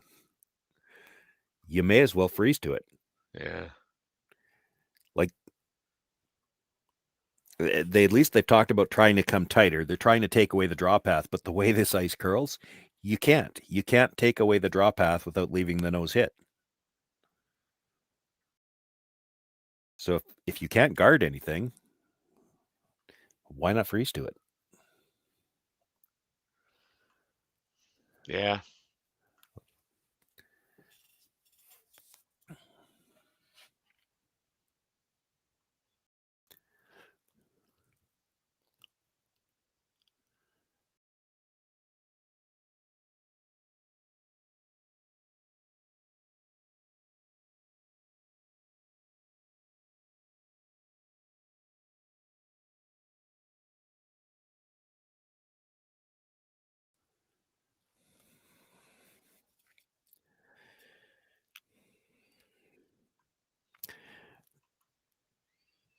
Trying to make this curl, and again, I'm not sure why.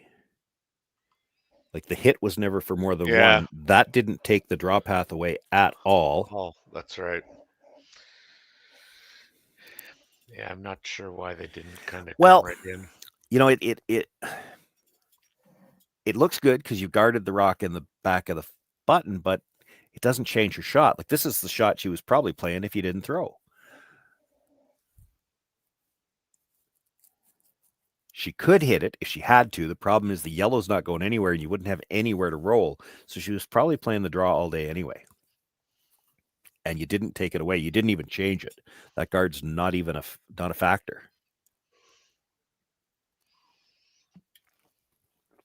It would be an aggressive call, but if you manage to freeze it right on the button, there's a pretty good chance you're stealing. And in fact, she's probably got to try to blast it just to hold you to one. Yeah.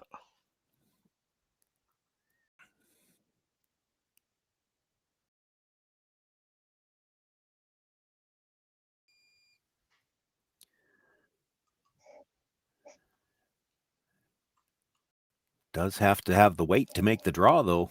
Yeah. Korey Dropkin has been working on this. It's close. Line's going to be good. That's not the issue. I think she's got it. Puts it right on the pin. Cory Thiesse, an outstanding draw with her final stone. She has been dialed in on that draw weight all day long, and this is a good example of just how much they move at the end. Look how far that came by the guard. Yeah. And if she'd have needed it as a perfect come around, that's what she ended up with. The guard, not really a factor to stop that shot at all. Put a point on the board for Thiesse and Dropkin here in 6.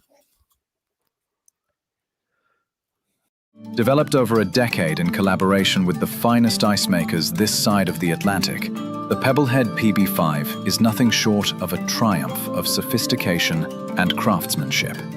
Weighing less than half its lumbering copper predecessors, yet boasting tenfold their durability, the PB5 delivers perfect, consistent ice, time after time.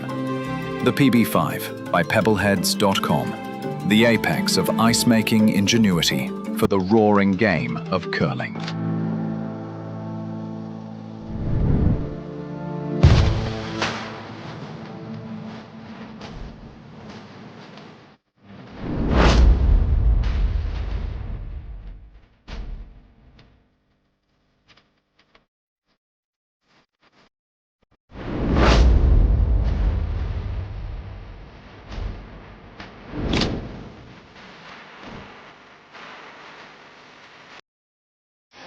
The 2025-2026 Grand Slam of Curling schedule is out, with big events happening all over Canada, like the Masters heading to London in September, the Tour Challenge from Nisku this October, the Canadian Open from Saskatoon in December, and the Players' Championship from Steinbeck coming in January. Early bird weekend and full event passes on sale now at gsoctickets.com. Let's rock!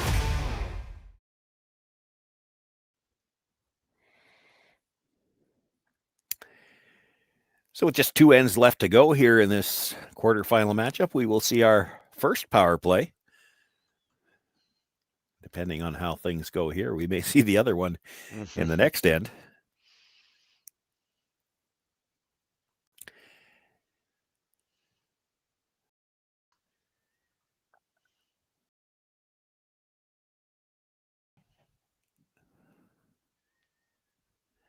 Well, they may have finally found a way to get a miss out of Cory Thiesse.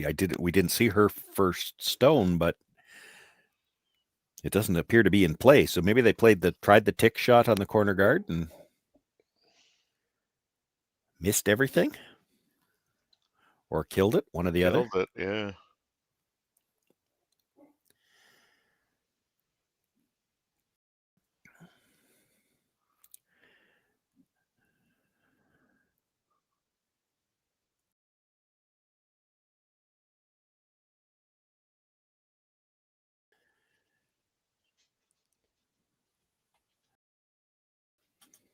Yeah, you kind of wonder, eh? Yeah, well, it looks like they might be trying it again.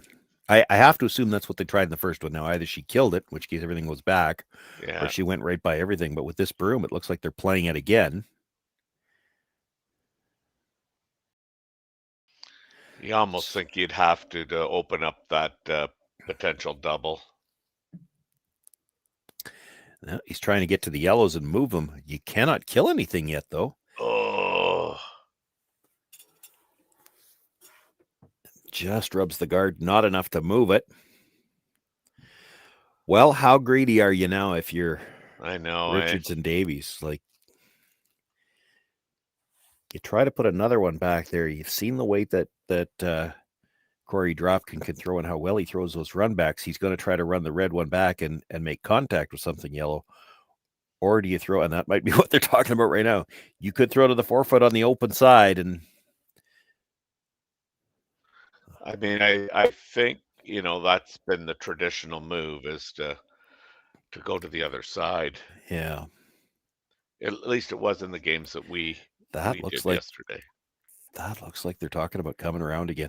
It's the way to score a huge end, but it's also you're one shot away from disaster. Mm-hmm. You throw to the open side, there is also the possibility that Corey Dropkin could decide to slash the corner guard into it, and then he opens up the double at the same time. He could get two things out of it. He might be able to see enough of the yellow on the outside to make the double now. Risky to play it.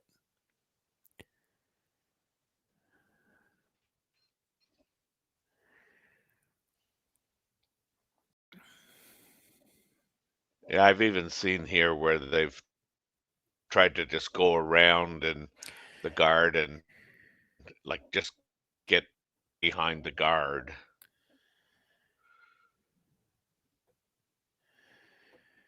Well, that's probably the best he could do with it if you're slightly, but I mean, it kind of takes away Corey might have been able to see enough of the yellow to play the double without even having to worry about the guard. Right, yeah. And he kind of took that away by, essentially Christmas treeing it coming out around the guard from the wide side. And at the same time, the run back's there, but he didn't make the target any wider. Like, it's still, you're running it back essentially at one. You can't run it back at the back yellows. You have to make contact with the first one. You can't get at any of the others. And that's so many of the times when you try to come around on a stone like that, you just give them a wider target to run it into. Probably did the best they could, and yet there's still the chance that all three yellows could fly here.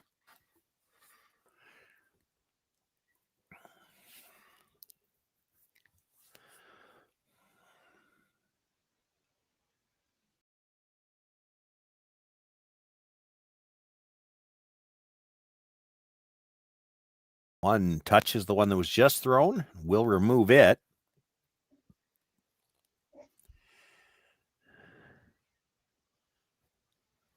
Yeah, decisions. There is a double available in the corner, but if you come around the center, he makes the double on the corner. You come around the center again, you're still going to get a chance for two, maybe three. You guard, he's running it back. You're still not going to be in a position to score more than... Well, I mean, I guess if the double's missed, it's not a gimme double by any means. No. It's really easy to stick that top one. Anything, even half a rock, it might not leave. I mean, if you hit half from the center line side, it probably goes because it doesn't have to go very far. If you hit it from the outside, they're so dead lined up. I guess you could play it from either side.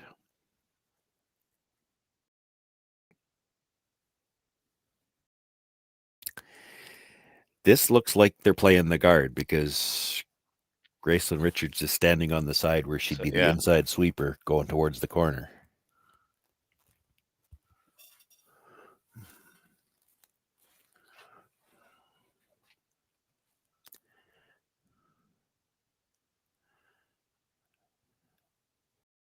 You might throw one guard. I don't think you can throw two.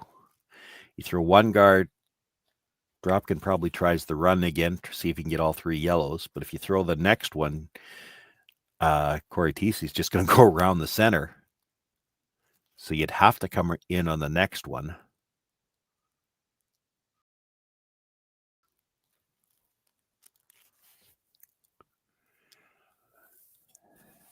Yeah, I think you want to be real careful about not switching too early on these. They come sideways off the center line. Does he have the weight? Is it going to get over? Not bad. Oh, that's really good. I mean, you couldn't have made the run back any tougher. Nope.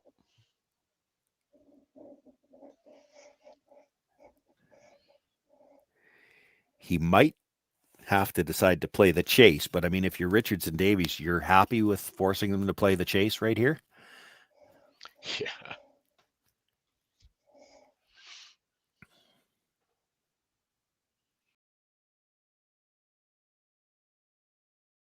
He's going to play the chase with I heard board.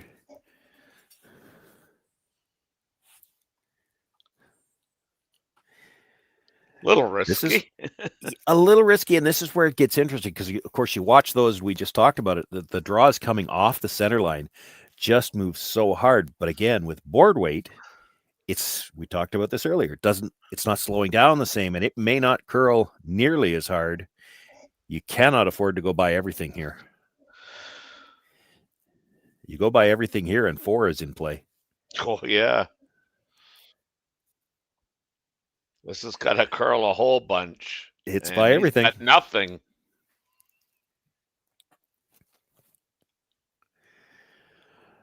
Okay, 4's in play, but where are you going now?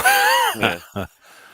You go around the corner again. You know that Cory Thiesse is going to draw around the center and try to steal the end. You go around the center. She's going to follow you and try to take the end away. Yeah, I mean, me, I'm going around those corners, or that corner.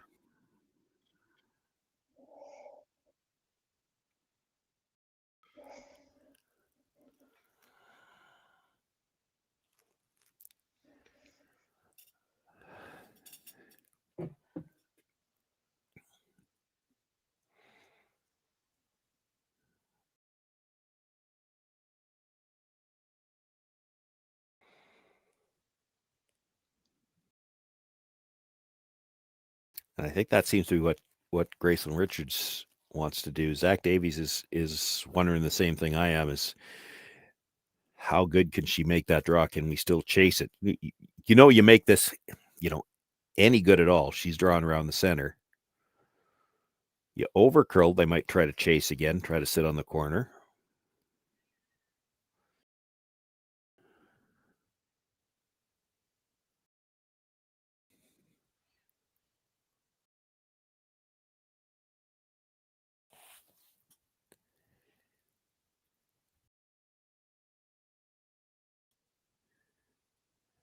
They're calling room, but again, these go sideways off that center line. I know. There it goes.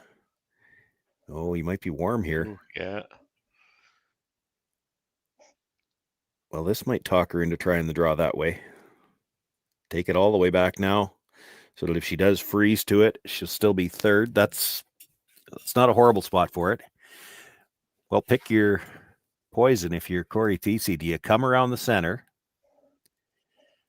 or do you try to sit on the corner of those yellows? And sitting on the corner of the yellows with as hard as it moves towards the wing is a real tough shot. You overcurl, they're already sitting 2. Yeah. You chisel off, it's a hit for 4.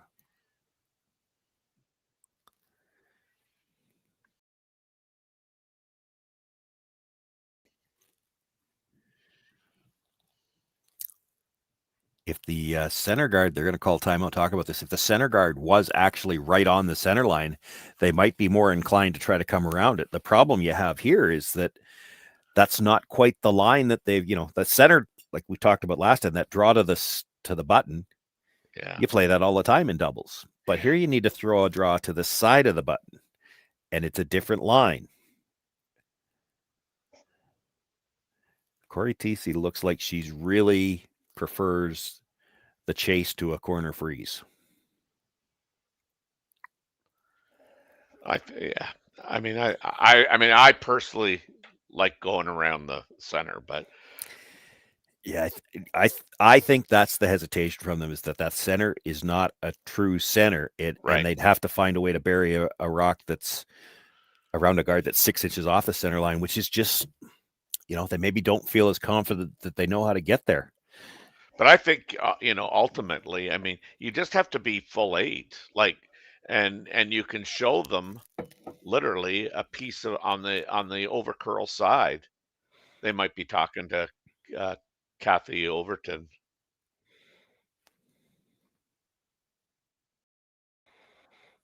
Keep panning. Yeah, I think they're talking to Kathy Overton. Yeah.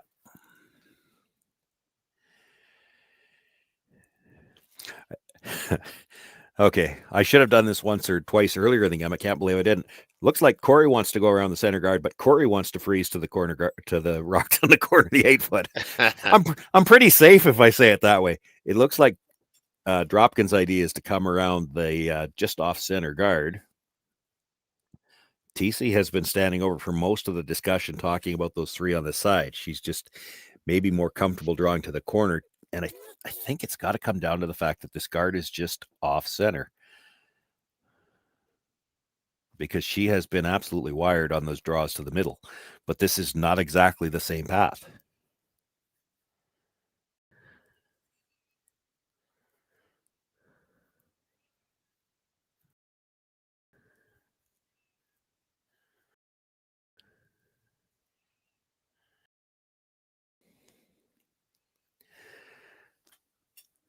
Doesn't matter how well she buries this.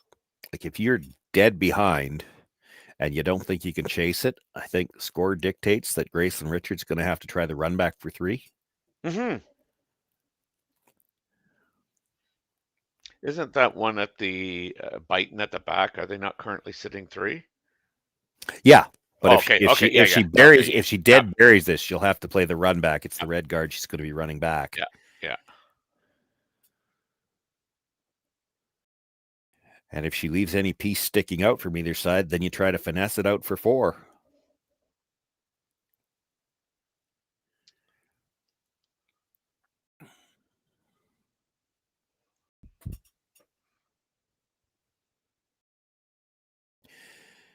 Whoa.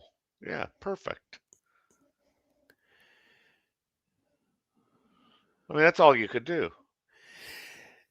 Yeah, really it is. I mean, you bring it deeper, she can probably chase it to get it out. Yeah. The run back is not a gimme, because one red stone or the other's got to be coming towards something yellow. Like if you hit this ever so slightly on the center line side, clip the red at the top of the 8, it at the very least is coming towards that one at the back yellow, the very back of the 12-foot, which could cut you to 2. I mean, this has to be made perfect to be for 3. You can't hit it. I don't think you'd have to be very fortunate to run the red back so that it makes contact with the one in the house on the center line side.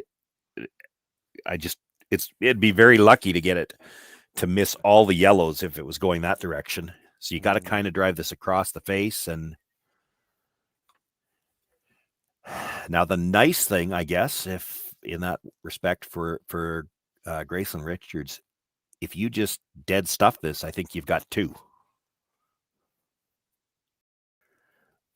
But if you could make what is essentially about a 6 or 7 foot double, it's for 3. Yeah, I guess, you're right. If you do stick it, it is 2.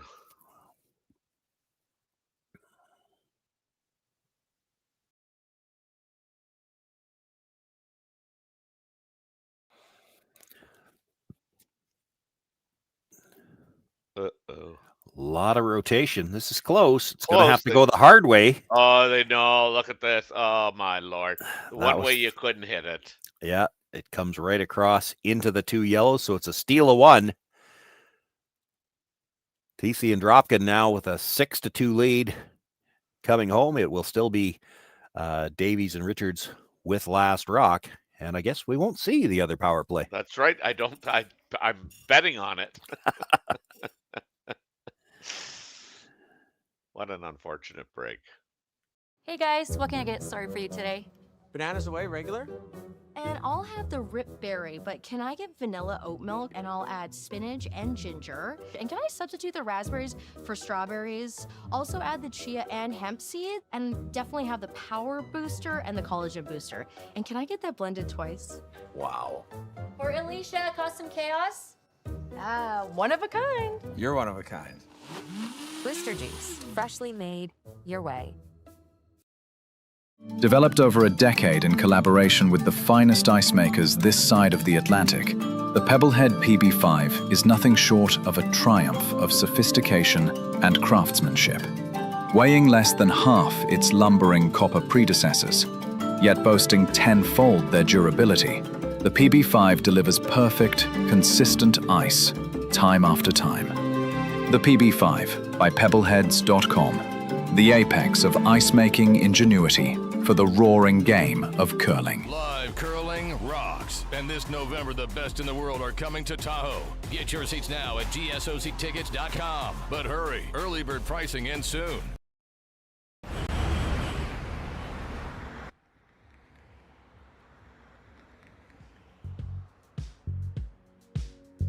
That's life. That's what all the people say.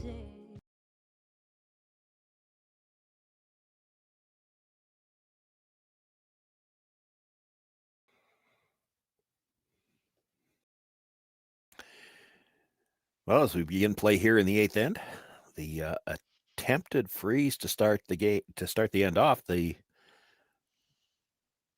and this sounds harsh, the worst one that Cory Thiesse has made, because it's just a little bit offline. Her weight's still perfect. I know. I was just gonna say, like, shame on you, Cory. Yeah. Shame on you. She's still biting the back of the button, though. You don't know. They might actually I was even just gonna call. say, they may have called that too. Yeah, because it's actually angled so that they can kill the Yeah. back one. You're 4 points up here. You can't throw hits for a while, but then it's critical to have some angles, where if you're right on the nose, you might never get a chance to hit them. Whether they played it that way or not, it actually worked out. Now, nice shot by Gracelyn Richards. She taps it back and changes that angle. Yeah. I had a chance to see an end like this earlier on in the event, a team that was 4 down with coming home, and they were able to manipulate angles around. They did not have a shot in the end, but they manipulated the angles around in such a way that the team that was 4 points up never got a chance to play a hit. The angles were just no good for them. So that's kind of the best you can do here if you're Richards and Davies. Try to manipulate the angles and then hope you've got something left at the end. But if you can keep your opposition from eliminating rocks, it gives you a chance. Anyway, this is still just the 5th rock of the end with the pre-position one, so they can't throw a hit yet here. They only get 3 chances to hit, and if you don't leave them any angles where they can make something go away. This looks pretty good. Well, it's in a good spot for now, but again, Yeah. nothing yellow leaves right now. Yep, that's right.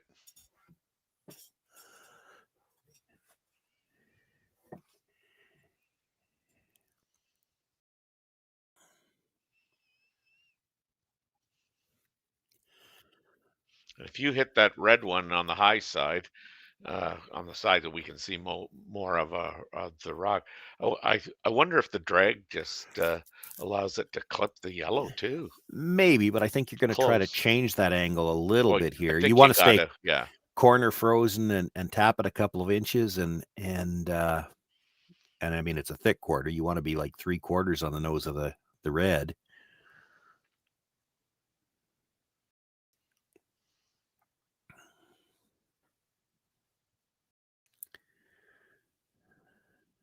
This is way out there.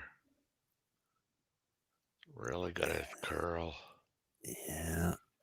Unfortunately, I don't think it's going to. Well, this could shorten Might up have the rest of the end. Might have left a triple. Double for sure. Yeah, should have probably swept that and tried to get it by.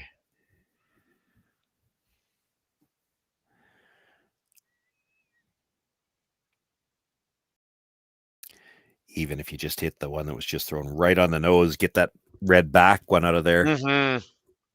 Yeah, I think that's critical.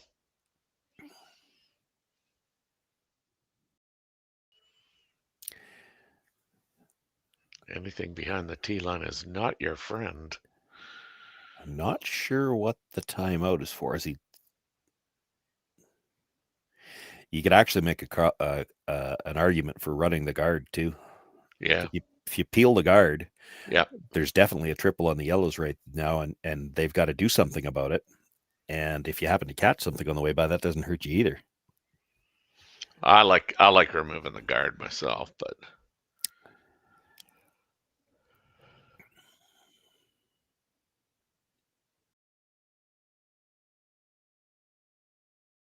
I just think there's so much around that 4 foot that removing the guard is...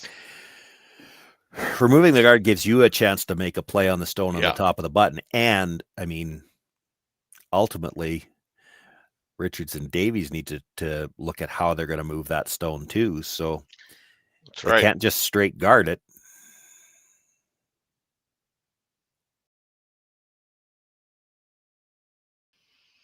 Corey's pretty adamant too. I think that playing I don't see anything bad here. I mean, if you're way off the line if you just straight peel the guard, that's not bad. If it makes contact with anything in the rings from the angle that it's coming at, I don't see how a yellow one doesn't leave. Yeah, I'm with you there. And if you're right on the nose, I think 2 yellow ones leave, and the other one probably spins into the open.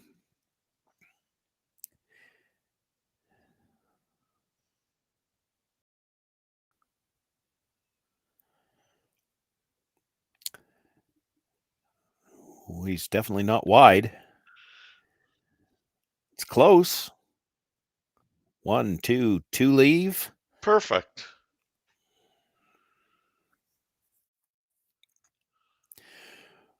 Well, it makes the last few decisions easy. Yeah, you're up 4. I mean, this was totally in the realm of best selection of shots, and as you say, like, I mean, 2 yellows just go so easy, and you need 4 to score. So yeah, you have to come around now. You've got nothing else to hide behind. Yeah, like. And you could make a case if they bury this perfect, just straight peel the guard because there's nothing to freeze on either. Yeah.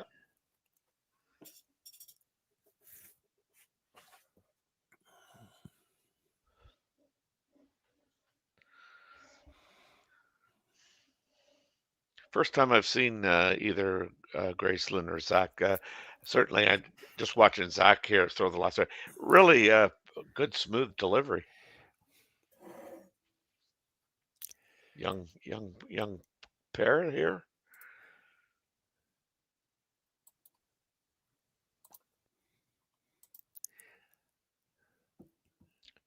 I believe that's wearing the University of Alberta. Yeah, outfit. I think I've seen Gracelyn playing with her 4-player team, but I'd have to. Is that right? I'd have to think about that. They might have been. That might be a U25 team too. Yeah, her 4-player team. Yeah. Well, it's a Sunday. You've had a long week, and I wouldn't want you to start off the week having to think too hard. That's that's going to be a long day yet too. I think all the discussion here was just how high do we want to put this. You come right down to it. They blast the guard, and this one might be one where it's not necessarily critical to be shot rock here because there will be a double available on the reds later. You might want to leave this high, and then at least there's a chance that they could jam something somewhere. That's not what they've done, though. No. So he just peels the guard again. Yeah.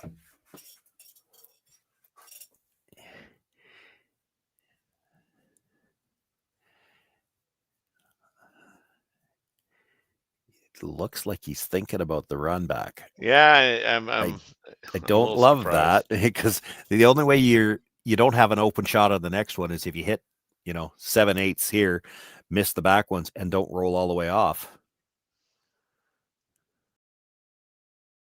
I'd be tempted to peel it the other direction towards that rock at the corner of the 8, because if that goes away, that's just one less rock that you could jam on the next one. Because they've got to come, you would think, to the top 8 foot on the next one, right? Top 8, top 12, and hope.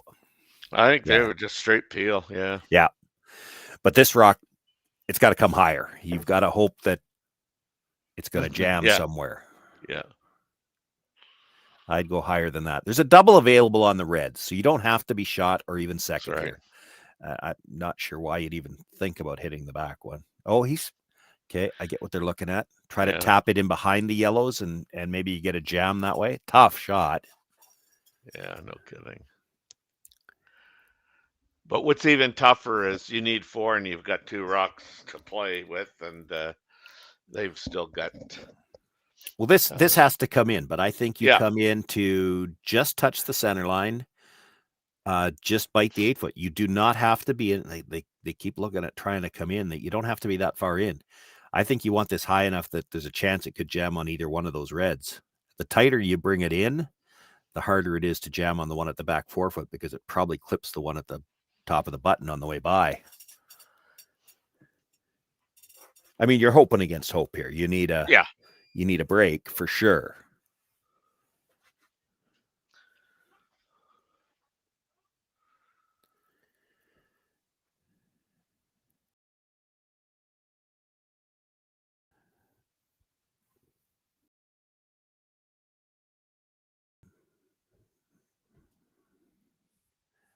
Yeah, I don't like playing anything on that red one. That just takes away one of your jam possibilities.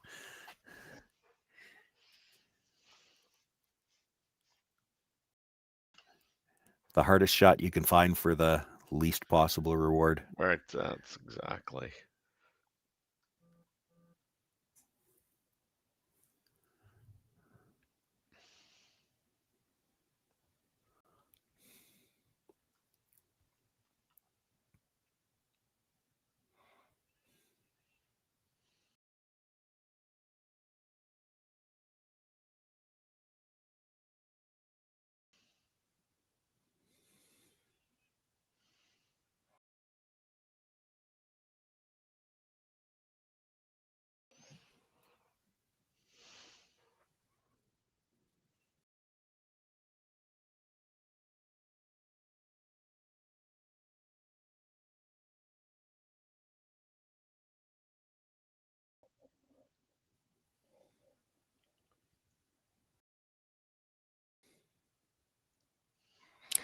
Pretty hard to miss this.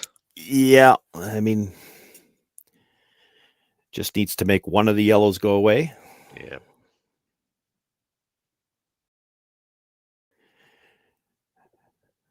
And they're lined up in such a way that you make contact with that yellow at the top of the button, the back one is going. Even if you were to hit it on the, if we look at the overhead side, the right-hand side where it was going to drag a bit, you'd still be pretty hard-pressed to dead stick it on that back one. You hit it anywhere on the other side, if there's any drag at all, it clears it by lots. Yeah.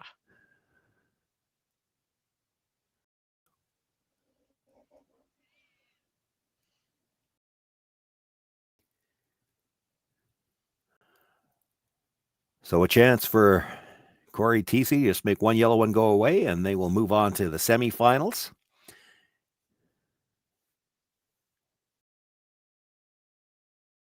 Makes the hit. For good measure, she's going to make the double. Mm-hmm. And that runs Davies and Richards out of rocks. Thiesse and Dropkin with the win here in the quarterfinals. They will move on to the semis in, what are we looking at for time? About 2 hours time? I think so, yeah.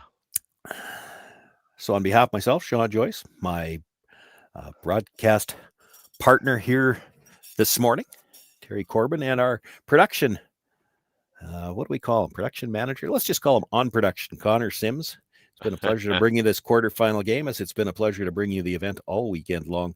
Still a couple of draws left to go, semifinals and finals, to determine a champion here at the Saville Mixed Doubles Classic on Curling Stadium, Edmonton. Live curling rocks. And this November, the best in the world are coming to Tahoe. Get your seats now at gsoctickets.com. But hurry, early bird pricing ends soon. Hey guys, what can I get started for you today? Bananas away, regular? And I'll have the rip berry, but can I get vanilla oat milk and I'll add spinach and ginger? And can I substitute the raspberries for strawberries? Also add the chia and hemp seed, and definitely have the power booster and the collagen booster. And can I get that blended twice? Wow. For Alicia, custom chaos? One of a kind. You're one of a kind. Blister juice, freshly made your way.